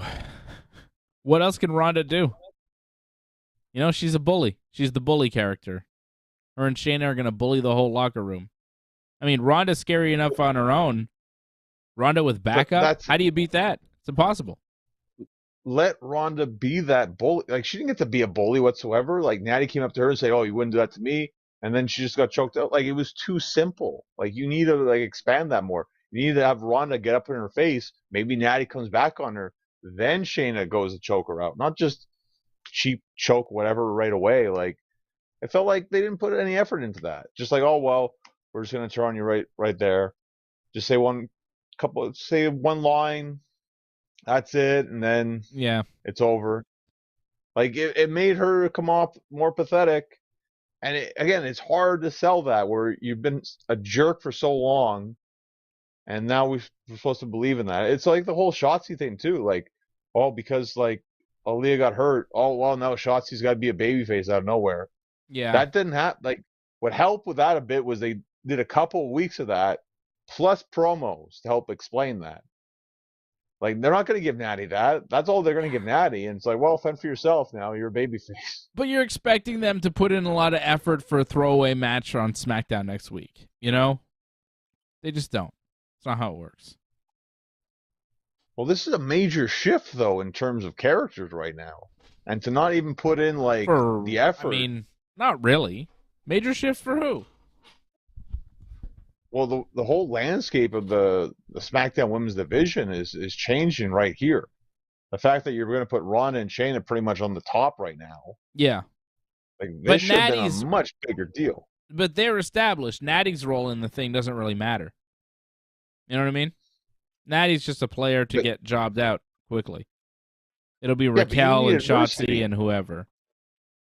Well, that's not getting much better, though. I mean, Natty, at least she's established. She can have good matches. She had a good match with Ronda before. Yeah, and you could possibly have done it again, but you know, you do a better job with this. You can't just like treat her like crap, and then well, she's going to lose anyways. So people don't get invested in that kind of stuff. I know, but I just don't see your anger towards this because you've seen how Natty's been booked her entire WWE career, right? Like, this is kind of par for the course. Well, it's not as bad as farting, but you know, it's still like it's not much better, to be honest. That was one of her gimmicks. I forgot. I mean, come on. She's had some terrible, terrible stuff. Speaking of terrible, Hit Row and Shinsuke Nakamura teamed up to beat Legado del Fantasma. Kinshasa from Shinsuke for the win. I think Michael Cole called B-Fab Bebop. That was my favorite part. Or Beep Bop, Beep Boop. I don't even know. She kicked Zelina Vega. They had a big brawl at the beginning of the match, and B-Fab kicked Zelina Vega. And with that one kick, I realized why B-Fab just talks and stands there and doesn't actually wrestle. Because I think she's probably terrible. That kick was awful. Well, the thing is, too, like, Zelina's not very tall. And, like, I felt like she kicked her in the stomach. Yeah. And it's like, if you kicked her in the stomach and she's not that tall, like, imagine. And B-Fab's pretty tall, too. Yeah, what the hell? That was Charlotte, awful. Like, oof. Some problems, I think. I don't care about Hit Row. I never need to see them again, either. That match But I like the Nakamura surprise, though. I wasn't expecting Nakamura, and it's like, okay, that's nice. You know, gave Nakamura something. How does he fit? I don't know. Oh, he doesn't fit. It's just a spot, you know, like just to put him back on television, make it seem like Nakamura's a force again. That's like, I don't think he's going to be with Hit Row like long term. I think this was just for this night, whatever, and help, you know, establish him again. Mm-hmm. But like, it's something, you know. I was expecting much worse, to be honest. You know, I was expecting, you know, it'd be like Angelo Dawkins or something, you know. So This Yeah. was better. In a way, it was. Karrion Kross wrestled Madcap Moss and beat him. Oh, this was bad. Ugh. The crowd died on that one. And then Kross held Moss in a chokehold while doing a promo on Drew McIntyre. Which, if you would hold a man in a chokehold for that long, kids, don't try this at home. You'll kill that man. That man will die. You don't have oxygen. Should reverse the decision. You don't have oxygen go into your brain for that amount of time. You die. So Madcap Moss is dead. Yeah, the ref should have reversed the decision and disqualified Karrion Kross, but he did not because whatever. Just hugged Madcap while he cut a promo on Drew McIntyre. And then I'm trying to figure out what the hell Karrion Kross and Scarlett are. Like, what is their gimmick? Are they some sort of freaky couple? Because the way I saw it tonight is that they're freaky. Scarlett likes to see her man beat up other guys and then talk to guys in a creepy, sadistic way in promos. Because Kross's promos are terrible. And Scarlett just seems like she's turned on by the violence. And that's how Karrion Kross keeps his lady happy, by doing violence on men. I don't understand what her deal is and what all the looks are. What is all that shit? And he's all like, all the gruesome talk and all the stupid. They're fucking awful. Like, I've seen a bit of them, and it's like, yeah, their act it's terrible. I don't know why people like this guy.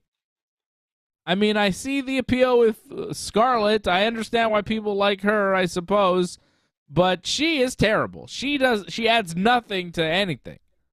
Their whole act is weird. I don't know what it's supposed to be. It sucks. It's a stupid gimmick. I hate it. I don't want to see Karrion Kross. I don't want to see Madcap Moss. I don't want to see Drew McIntyre. Like, holy shit, this is bad. Fuck all of this. Someone didn't like Raw that much. Oh, this was SmackDown.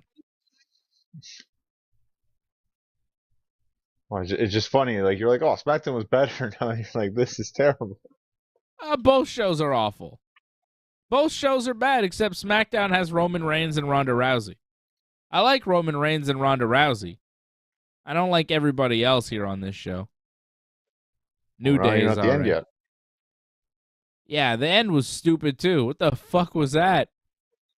What the fuck was that? What were you expecting? Like, of course it was going to be some sort of new Uncle fiend, Howdy? whatever Uncle Howdy? So Bray Wyatt cuts this promo, and he's like, "Wow!" He's in the ring. He's like, "Oh, it feels so good to do this promo and to do my entrance. The adrenaline, it feels good. It makes me want to do crazy things. And I'm Bray Wyatt. I'm the real Bray Wyatt. You gotta get used to this guy. And I'm so happy to be here. And the majority of my life, I've been completely out of control because my emotions don't work like most other people's." Bray says sometimes he goes, or something? I don't know. I think he's talking about, dealing with mental illness. Okay. Bray talks about going to a dark place sometimes, and then other times he feels nothing at all. I think he's talking about depression and, different. He's talking about without saying it because he can't say depression or the S word. Yeah, he can't talk about suicide or depression or things like that. So he's kind of tiptoeing around that, talking about going to a dark place, and then other times he feels nothing, like the highs and the lows and the even lowers, and, I see what he was trying to do there, and I don't think that that's a bad thing. I think a lot of people suffer from a variety of things, and Bray Wyatt to be a guy to represent that, and for people to kind of look at him as a guy who may have, depression or whatever problems that he's got going on. Maybe some things are diagnosed, whatever he's got going on, he could fight the demons, and succeed and still have a happy and productive life. So that's a nice story, and that's not bad. But then it gets into this other place, and then it makes me wonder, okay, well, what other kind of story is he telling here? Because Bray Wyatt says, he's got a lot of problems, and he's out of control for most of his life, and his emotions they don't work like most other people. And then a guy in a creepy mask shows up on the screen and says Bray is a liar, and Bray says he's not wearing a mask, but he does, and he's hiding his true self, and he'll never be able to hide from me, Uncle Howdy. And then the show ended. And it's clearly Thankfully. Bray Wyatt in that weird mask talking to himself, right? But what is that supposed Well, now to be? we're going to get Uncle Howdy? different sides. Like, what did Uncle Howdy do to Bray Wyatt? You know what I mean? Like, it felt like, it's like he's saying he got molested as a kid, and now he's dealing with... Yeah. You didn't get that? I didn't get that. I didn't get that at all. I got that Bray Wyatt was saying that he got molested by his uncle, and he's dealing with it, and it's caused him a lot of mental anguish throughout his life, which is a thing that happens to a lot of people. That's what I took from it. I was like, oh, okay, he's got mental things, he's got depression, he's battling demons in his mind, and then there's like a creepy uncle, and I'm like, oh, okay. That's a common thing that seems to happen to people, a family member or a close friend molest them. It seems to happen to more people than it fucking should. Thank God it hasn't happened to me or anybody in my family, but I know that it has happened to people in the world, and it's horrible to even think of any of those things happening to children. It's just like, what the fuck? But it's obviously a thing that's pretty common, right? Common enough. Which is dark. I don't really want to think about it.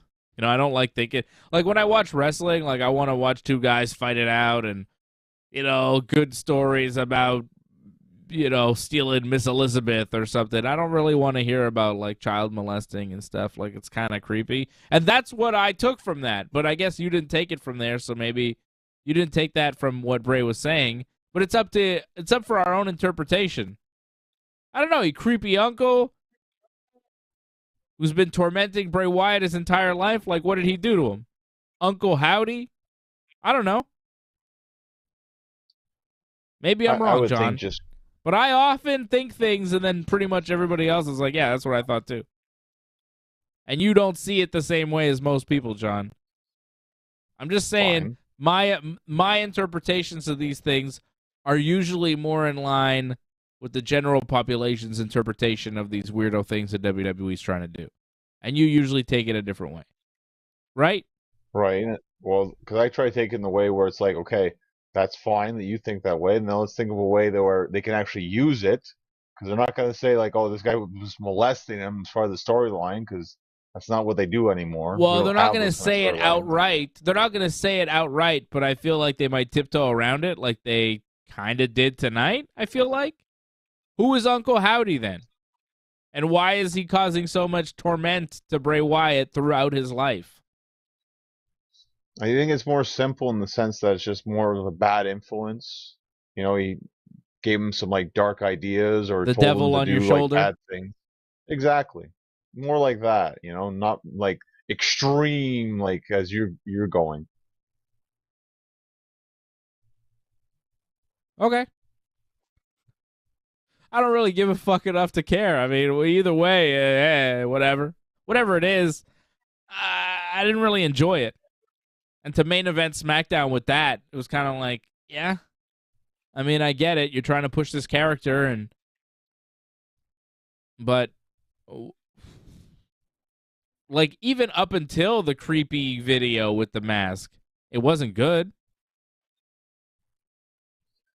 Well, it's weird because like the reports are that like this is going to lead to something with Roman Reigns. Like I don't see how this connects to Roman Reigns whatsoever right now. I mean, if it is, this is definitely like a long-term storyline because we're nowhere close to that right now. I mean, all he's got to do is say his name, right? I mean, Roman after Logan Paul's got nothing going on. Bray Wyatt just got to say Roman's name. You know, Roman Reigns, you're a bad guy, and your existence makes me sad, and you're bad for wrestling, and I'm coming to get you. I mean, it's not that hard. It's not great, but fine. I mean, just the way it's going now, it feels like we need to explain more of the character because clearly it's not been completely fleshed out yet. I mean, there are ways for Bray Wyatt to go after Roman Reigns. You know, I always thought that I was going to be the guy. It seemed like, you know, we kind of came up around the same time, and I was going up, and you were going up, and then all of a sudden, you kept going up, and they took you, and they fired me. But now I'm back, and I'm back for revenge. Yeah, but There right you now go. we're going to the whole like explaining what this Uncle Howdy stuff is. So Yeah. until that's all figured out, I don't think we're going down the Roman path anytime soon. I would like this character a lot more if they skipped out on the creepy Titantron stuff and just stayed with the in-ring Bray Wyatt promos. Like the regular man Bray Wyatt, that stuff, albeit not my favorite stuff, is tolerable. But once they Right. add the creepiness and the Halloween-y gimmick, it's just like, nope, done. I don't need this anymore. You know? If they just forgot all the creepy voodoo Bray Wyatt stuff and just stuck with, oh, I'm a guy. And I've gone through, you know, stuff in my life, and I've had friends die, and it's been tough on me. I got fired. It's been tough, but I'm back, and I want to wrestle. You know, I mean, it's simple, but it's relatable. You know, like it makes sense. This other stuff is kind of like, okay, some dumb shit. I don't need this. Just give me stuff that makes sense. Roman Reigns is so good because he makes sense. He's a real-ish seeming person, you know? There's nothing real about the Bray Wyatt. Like, nobody has a guy in a mask talking to them on a TV, trying to make them evil. You know what I mean? That doesn't happen. Ugh. It's not my favorite. Well, I think we're gonna get more of it, sadly. So, Of course. buckle up. Of course. Buckle up, fucklehead. Here we go. Okay. So, that's WWE. That's what's happening in the WWE. Rey Mysterio is going to wrestle Gunther for the Intercontinental title next week on SmackDown. I thought they were going to do it in Saudi Arabia, but I guess not. Okay.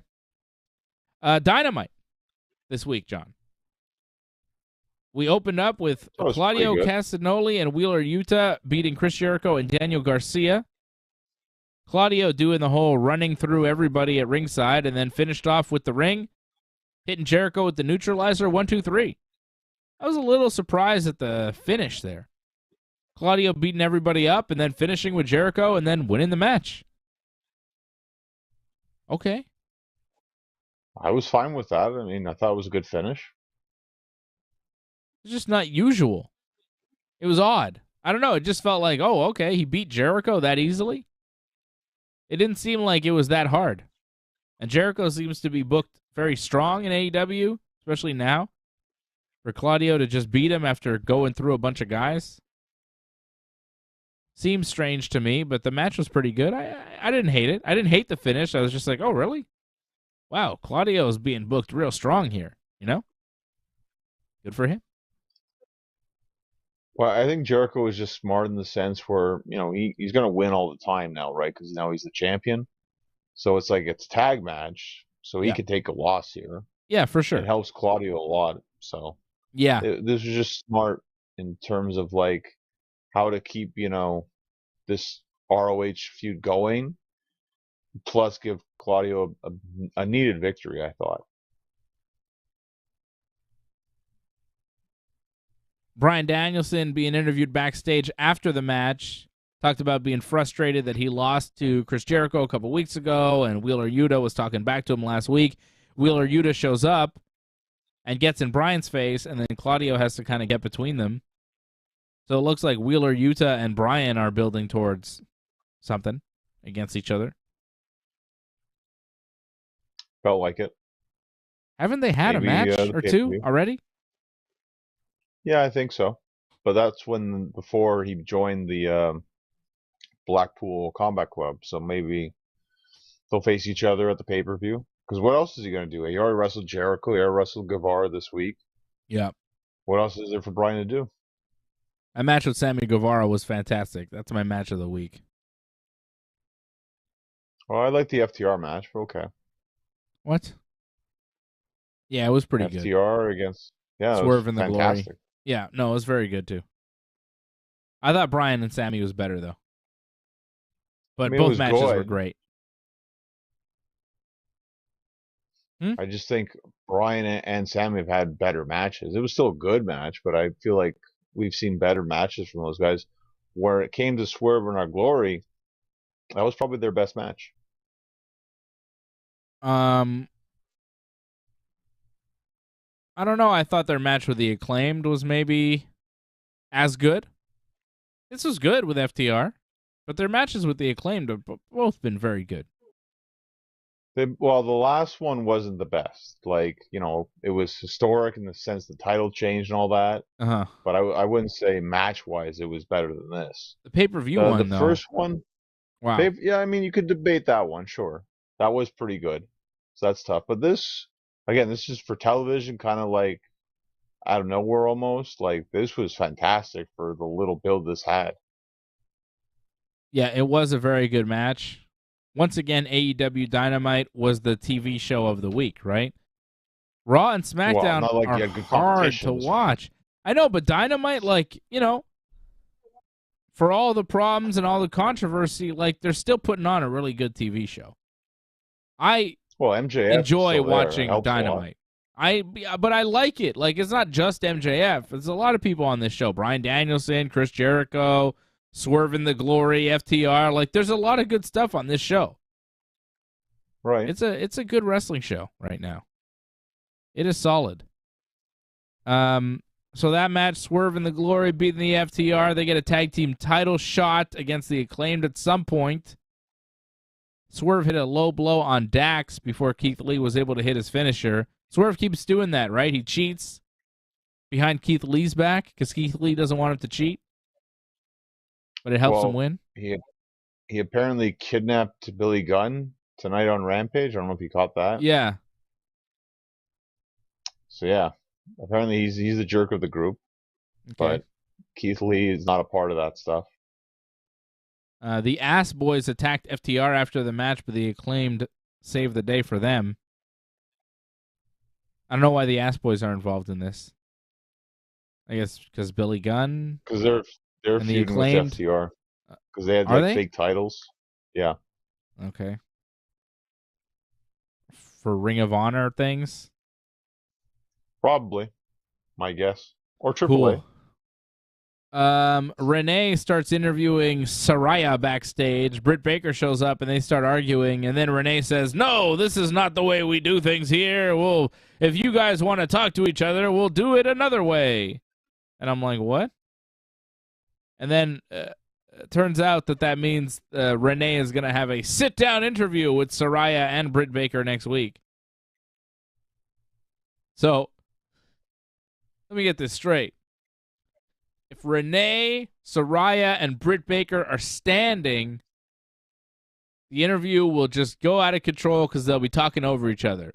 But if they do a sit-down interview and they're sitting down, then it'll be an orderly conversation, and it'll be totally fine. Planned interviews always work better than out of nowhere, I'm going to interrupt your interview. That doesn't work. Doesn't fly. Okay, John. MJF interviewed on the stage by Renee. MJF, a lot of Renee. And MJF didn't really. Not a bad thing. Yeah, but isn't it though? In this situation, I think she's good. She's good the whole time, except for here. You shouldn't be interviewing the man who's about to wrestle your husband. It's weird. You definitely should be. No, it's fantastic that way. Because he kind of took some shots. No, he didn't. He said that she was attractive and all the poors at home would love to spend a night with her. He complimented her.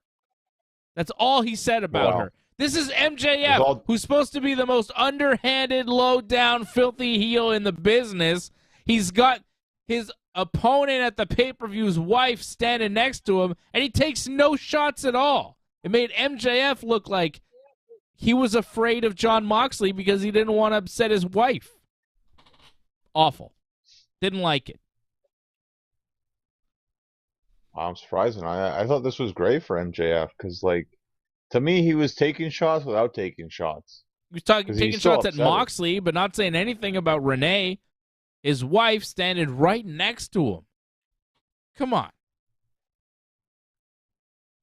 No. It's out of place. Well, no, she's got to be professional. It's good.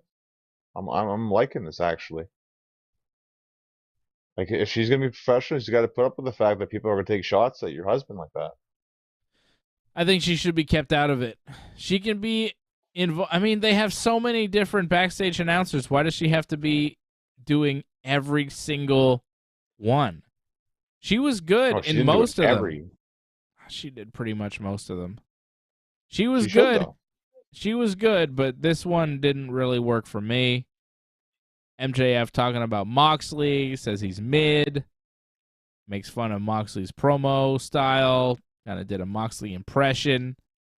And he says that because Regal told him that he couldn't win against Moxley without using his diamond ring to cheat, MJF promises he will not use the ring at Full Gear because he doesn't need it. And then Stokely Hathaway showed up and says that he will take care of Mox for MJF before Full Gear, and MJF tells Stokely not to touch Moxley because he wants him 100% at Full Gear, and if Stokely does attack Moxley, then he will be fired from MJF. MJF will fire him as his stable on retainer. And then in the main event, it was Jon Moxley versus Pentagon. Moxley beating Pentagon with the Paradigm Shift and Death Rider to retain the AEW title. That match was pretty good, too. Good matches on Dynamite this week. I like that one. Yeah? Thumbs up? I thought it was down? fine. Okay. That was all right. I guess thumbs up. I mean, it wasn't the best match, but it was fine. It was all right. Not the best match on the show, but the show was really stacked. After the match, Big Cass, the Ass Boys, Ethan Page, and Lee Moriarty all attacks Jon Moxley. Stokely Hathaway comes out to watch the Firm beat down Mox, which is what MJF told him not to do. We cut to backstage, and we see Moxley's team, the Blackpool Combat Club, has been locked in their locker room with a chain and a padlock, obviously by Stokely and his friends. So they can't help Moxley. So? No one's going to help Moxley, but MJF comes out. And he's not sure he wants to help Moxley. He thinks about it. He goes to the back, but then he runs back into the ring, pushes the Firm away, and tells Stokely that he's fired, which causes Ethan Page to super kick MJF and the Firm to beat MJF down. Big Cass even chokeslamming MJF through the ringside table, and that's how Dynamite ended this week. So MJF seemingly turning babyface, helping his opponent Jon Moxley fend off the evil Firm. Is this all a big ruse from MJF to fool Jon Moxley into thinking he's safe? Or is this MJF turning babyface for real? What do you think? I mean, if it's a ruse, like why take a beating? But like I feel like they are trying to distance him from Stokely Hathaway, but Yep. I also feel you can't trust MJF. Like he kind of said it too in his promo, where it's like, you know, he's not going to cheat, but he's still going to cheat though. You know, like he's going to be clean, but he's still going to do whatever he can to win the match. So you're still going to see things like that. He's just not going to use the ring, right? That's the only thing he promised. Yeah, the diamond ring. So he'll do other things to try to win that match. And this is just more of like, heels can face heels. To me, that's that kind of situation that kind of happened right there. And I think they just wanted to distance him from that because in the end, he's going to need challengers once he's champion too. Mm-hmm. So this kind of just added up those challenges right there. Challengers, though, as a babyface champion, you think? Well, again, heels could face heels. That could happen. Like, because MJF's so over. Well, he's getting cheered by every crowd he's in front of. Cheered harder than the babyfaces. So I feel like he is a babyface at this point. And AEW is just going to go with it. Well, I say you don't trust him, but wait and see. Like, I think he's still going to be true to himself, but that's it. Like, some people are still going to cheer that regardless. That's it. They've just accepted that. They've accepted that, but now he can wrestle everybody. You could be a cocky heel, but then turn babyface and do basically the same act. That's what The Rock did. The Rock was, when The Rock first started saying the millions and millions of The Rock fans, he got booed for saying that because everybody hated him, and he was saying it as a joke. You remember that? Remember when The Rock would say the millions and millions of The Rock's fans, and the crowd didn't jump in because the crowd hated him? But then eventually the crowd loved him so much that it became a catchphrase, and they would play Sing Along with The Rock. The millions and millions the crowd would do. Well, so eventually, like the Acclaimed thing too. Yeah, that's it. Eventually, the Acclaimed, they started off as heels, but they turned babyface because people just jumped on board. And now they're one of the biggest babyface acts in AEW. And I think MJF is headed on that path too. I think they're just going to turn him. Wrestling too. Yeah. I think they're up there right now. I mean, they're very over. Yeah. Huge. So MJF got attacked by the Firm. I think this is a turn for MJF. I really do. How about a babyface MJF against a heel Kenny Omega? I mean, I don't understand what that whole thing, like them disappearing kind of thing. Is that like they're not coming back? It means they're coming back, John. It was imagine a world without the Bucks and Kenny and AEW. Imagine that. There would be no AEW. We're living in it. Yeah, but there is no AEW without them. Did you notice at the end the AEW logo also faded away? Because without those three guys, there is no AEW. I like all wrestling. It sounds pretty good, to be honest. No. They're coming back. That was the promo. They're coming back.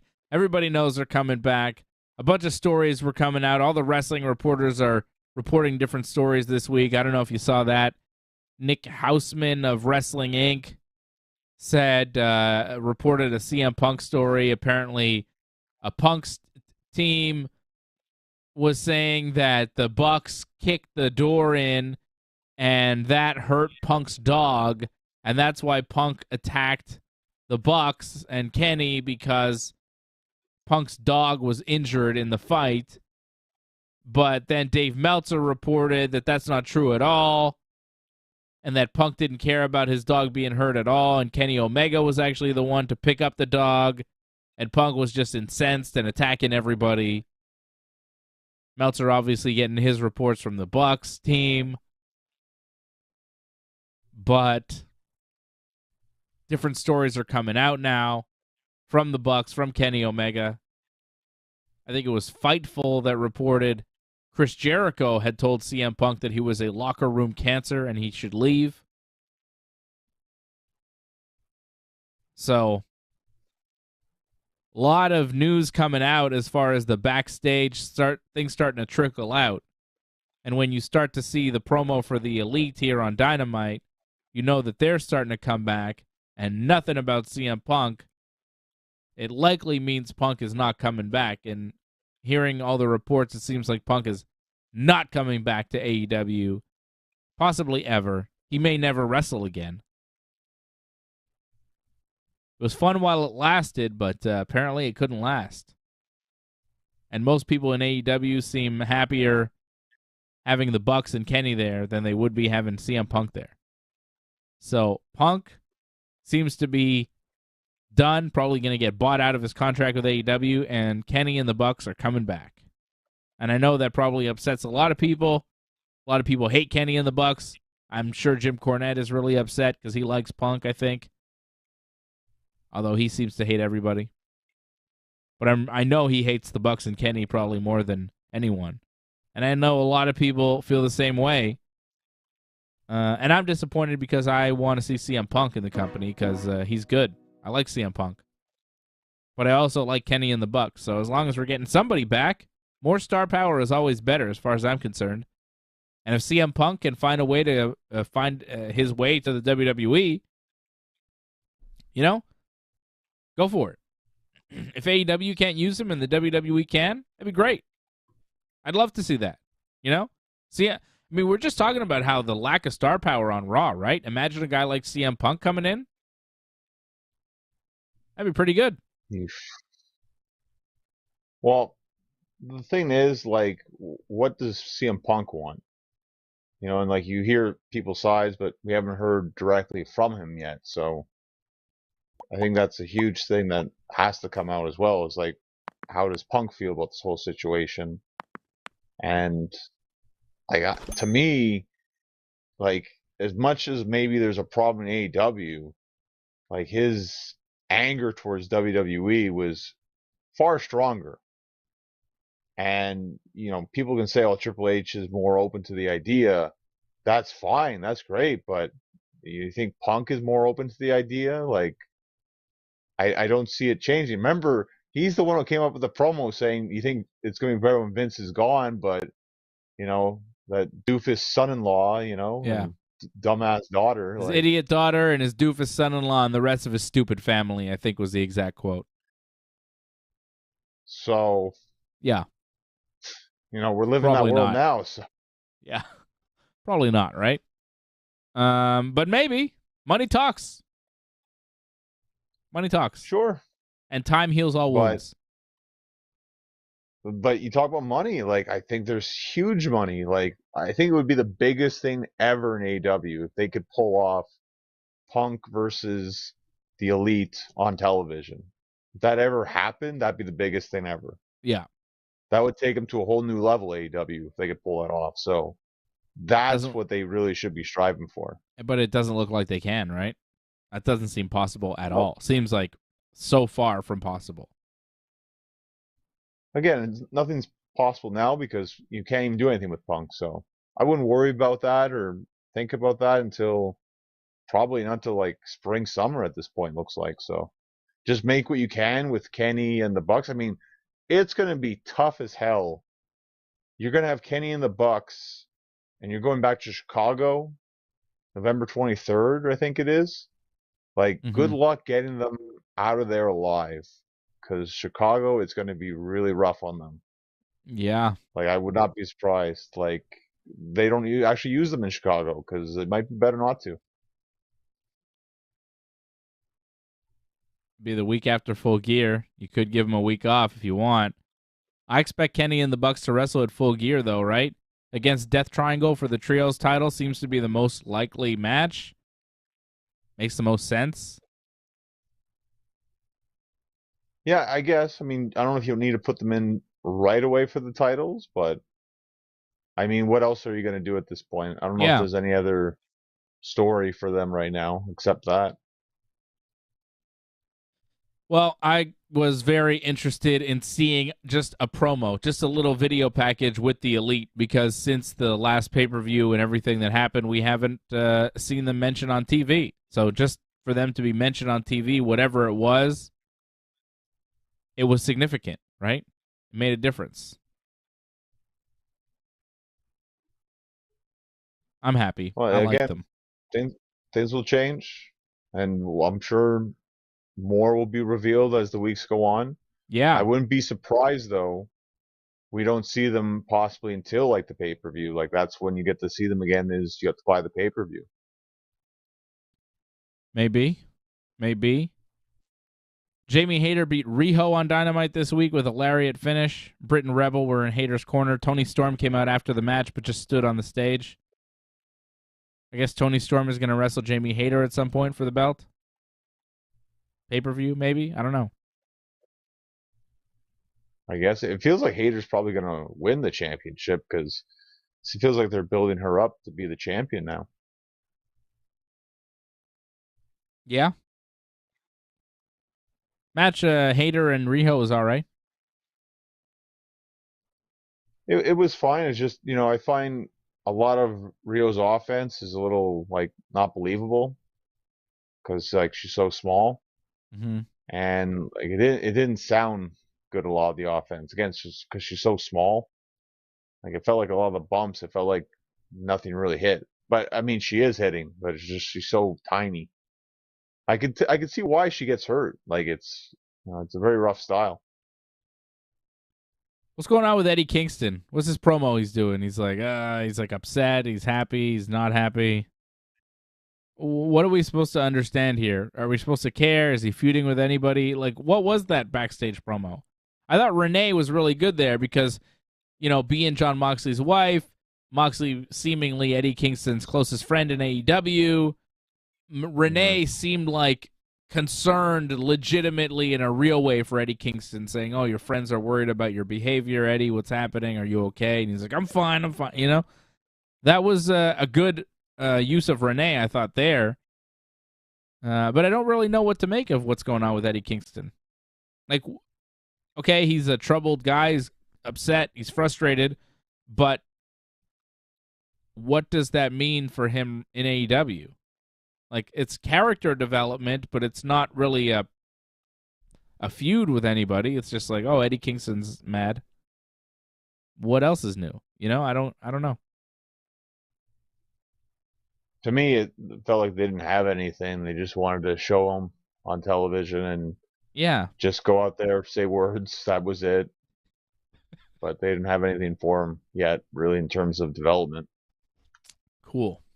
Next week on Dynamite, it'll be Darby Allin versus Jay Lethal. A daddy ass birthday bash. Whatever that means. Orange Cassidy will defend his All-Atlantic Championship against Luchasaurus and Rey Fenix in a triple threat, which could be good. Or bad. You never know. Renee sits down with Saraya and Britt Baker for some sort of interview. And Chris Jericho will defend his Ring of Honor title against a former Ring of Honor champion. But Jericho says that it doesn't have to be a world champion. It could be somebody who's held any Ring of Honor championship in the past. And it makes me wonder, could it be, given what we've heard about CM Punk and Jericho and all that stuff, wouldn't it be crazy if it was Colt Cabana? Wasn't he a former world champion though? ROH? I don't think he was world champion, but he's been a maybe TV champion or something. Maybe he was a world champion, but I don't know. I couldn't tell you for sure. He was there long enough. I wouldn't be surprised if he was, but if he wasn't, okay. That makes a lot of sense then. You're right. But I was thinking it was just someone they got from Impact that just wasn't never ROH champion. I thought it wasn't going to be anything that huge. Because clearly they couldn't get an ROH world champion, right? Because they had to throw in, they kept that stipulation there. It's an ROH champion, not world champion. Yeah, so it could be anybody. Yeah, Well, that's what I'm thinking. It might be just someone who had a title, whatever. Like a Chris Sabin or something who was like ROH Tag Champion or something. Yeah. Something like that, I feel. I don't know. Not that exciting. When they have a mystery opponent, I want it to be somebody exciting, but I don't know. Well, I don't think it's going to be the main event because isn't Moxley going to be wrestling Moriarty? Is that the main event? Is that official? I guess so. I mean, is that the main event, though? Yeah, but Moriarty? Last 2 weeks it's been Moxley, no? Yeah, but Moxley wrestled Pentagon this week. Lee Moriarty's a step down. Last week it was Hangman. But... This week it's Pentagon. I mean, Lee Moriarty would be a big step down. I don't know about that. Dynamite in Baltimore coming up on Wednesday. And I'm just looking at the calendar, John. I realize I have a watch-along for the next 5 Saturdays. Every Saturday. 5 Saturday in November. Wow. Every Saturday in November, I think. Well, I won't be there for some because I'm definitely wrestling, so. At least until Survivor Series, which is insane. When is UFC 282? I'm not there for Survivor Series because that's November 26th, right? Yeah. Yeah, wrestling on that day. Okay. I think I'm wrestling in Full Gear as well, 19th. Full Gear is the 19th, yes. You'll be wrestling that night, too. So, yeah. I'll look at you. Well, you're fully booked, and I'm fully booked, too. I'll be here on the Ringside Report Network tomorrow night with Freddie and AJ for the Anderson Silva-Jake Paul watch-along. Next week, in the afternoon, after WWE Crown Jewel, we'll be on for a Crown Jewel post-show on Saturday. Following Saturday is UFC 281, November 12th. I'll be doing a watch-along for that. Israel Adesanya versus Alex Pereira. Following Saturday, AEW Full Gear. We'll do a post-show for that one. Following Saturday, on the 26th of November, will be WWE Survivor Series, and we'll do a post-show for that as well. Very busy over the next month here on the Ringside Report Network. And then I think I get one Saturday off, and then December 10th it'll be UFC 282.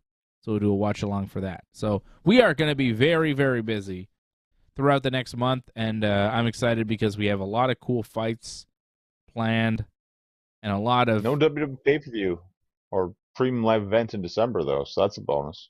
Okay, we get a little break until the Rumble, right? After Survivor Series? Yeah. So nice, nothing in December, but 2 in November. Crown Jewel, right, and Survivor Series. Yeah. And they have a day one. Well, January 1st they have a pay-per-view. Or they canceled it? No, day one got canceled, yeah. Okay. So the Rumble, January 28th. Which is good. I can handle that. I can deal with that. Just get through November. That's right, baby. Survive November. I'm looking forward to it. We got a lot of fun events coming up and a lot of fun shows here on the Ringside Report Network. Again, join me, Freddie, and AJ tomorrow night around 10 p.m. Eastern Time for the Anderson Silva-Jake Paul watch-along. Big boxing match that we will watch tomorrow night here on the Ringside Report Network. And then Sunday afternoon, we're going to see Johnny North wrestle. I saw a question before from Matthew Henley asking if I am going to the Torture Chamber show. Yes, I am, to go see Johnny North beat Drew Onyx this Sunday afternoon in Laval. Hey, shout out Jason Pete. Says CM Punk really blew it this time. He did indeed. Jason Pete, member of the team. Don't forget to join. Join.ringsidereport.net. Join.ringsidereport.net if you are not a member already. Support the Ringside Report Network. Just $5 a month, and we appreciate you. And you can call the show whenever you want as a member. Join.ringsidereport.net, just like Jason Pete has done. I saw Sasha Lagarde renewing his membership. So many people supporting the Ringside Report Network. We appreciate all the members supporting the channel here. Johnny, Sunday afternoon, I'll be there with AJ from the Ringside Report Network. We'll be there watching you, supporting you. Where is it? When can people see you? Can they still get tickets? Give me info.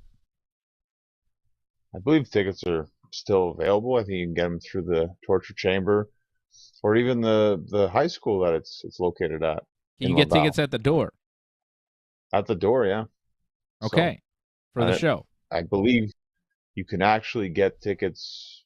Don't quote me on this, but I think you can get tickets like tomorrow even, possibly, if you go to the school. Okay. In Laval.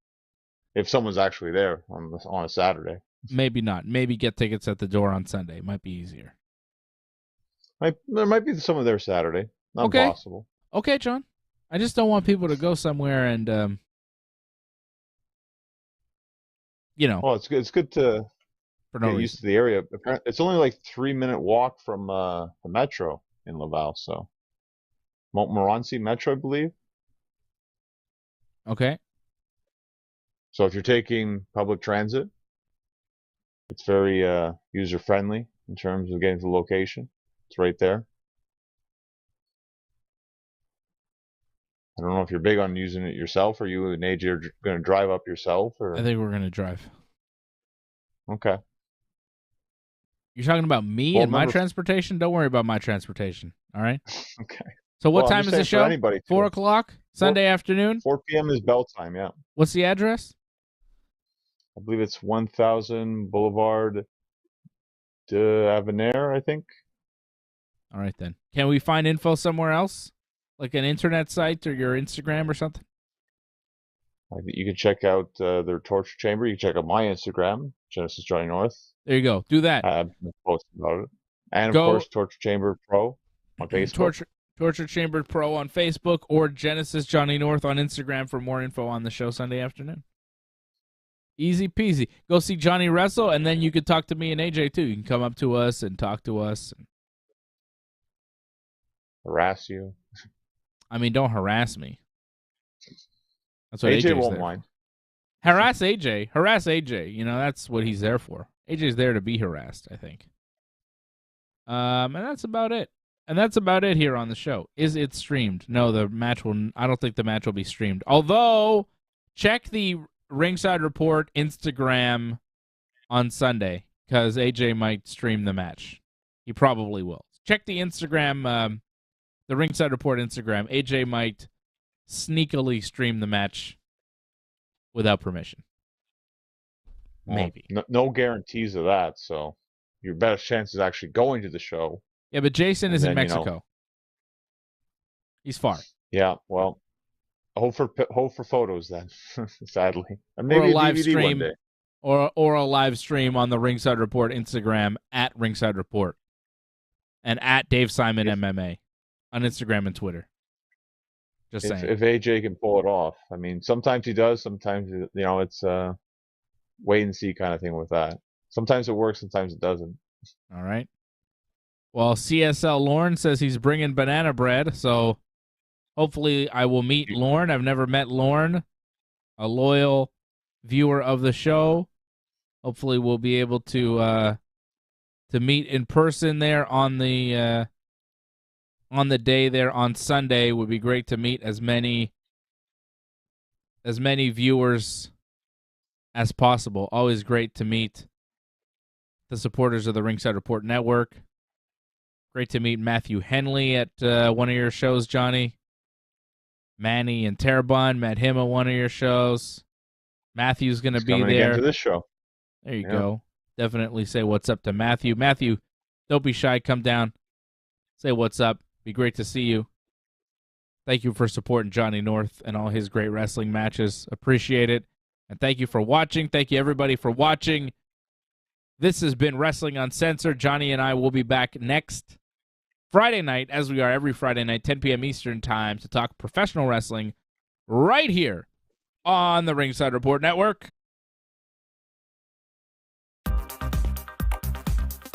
Please join in and give your support to Ringside Report Network.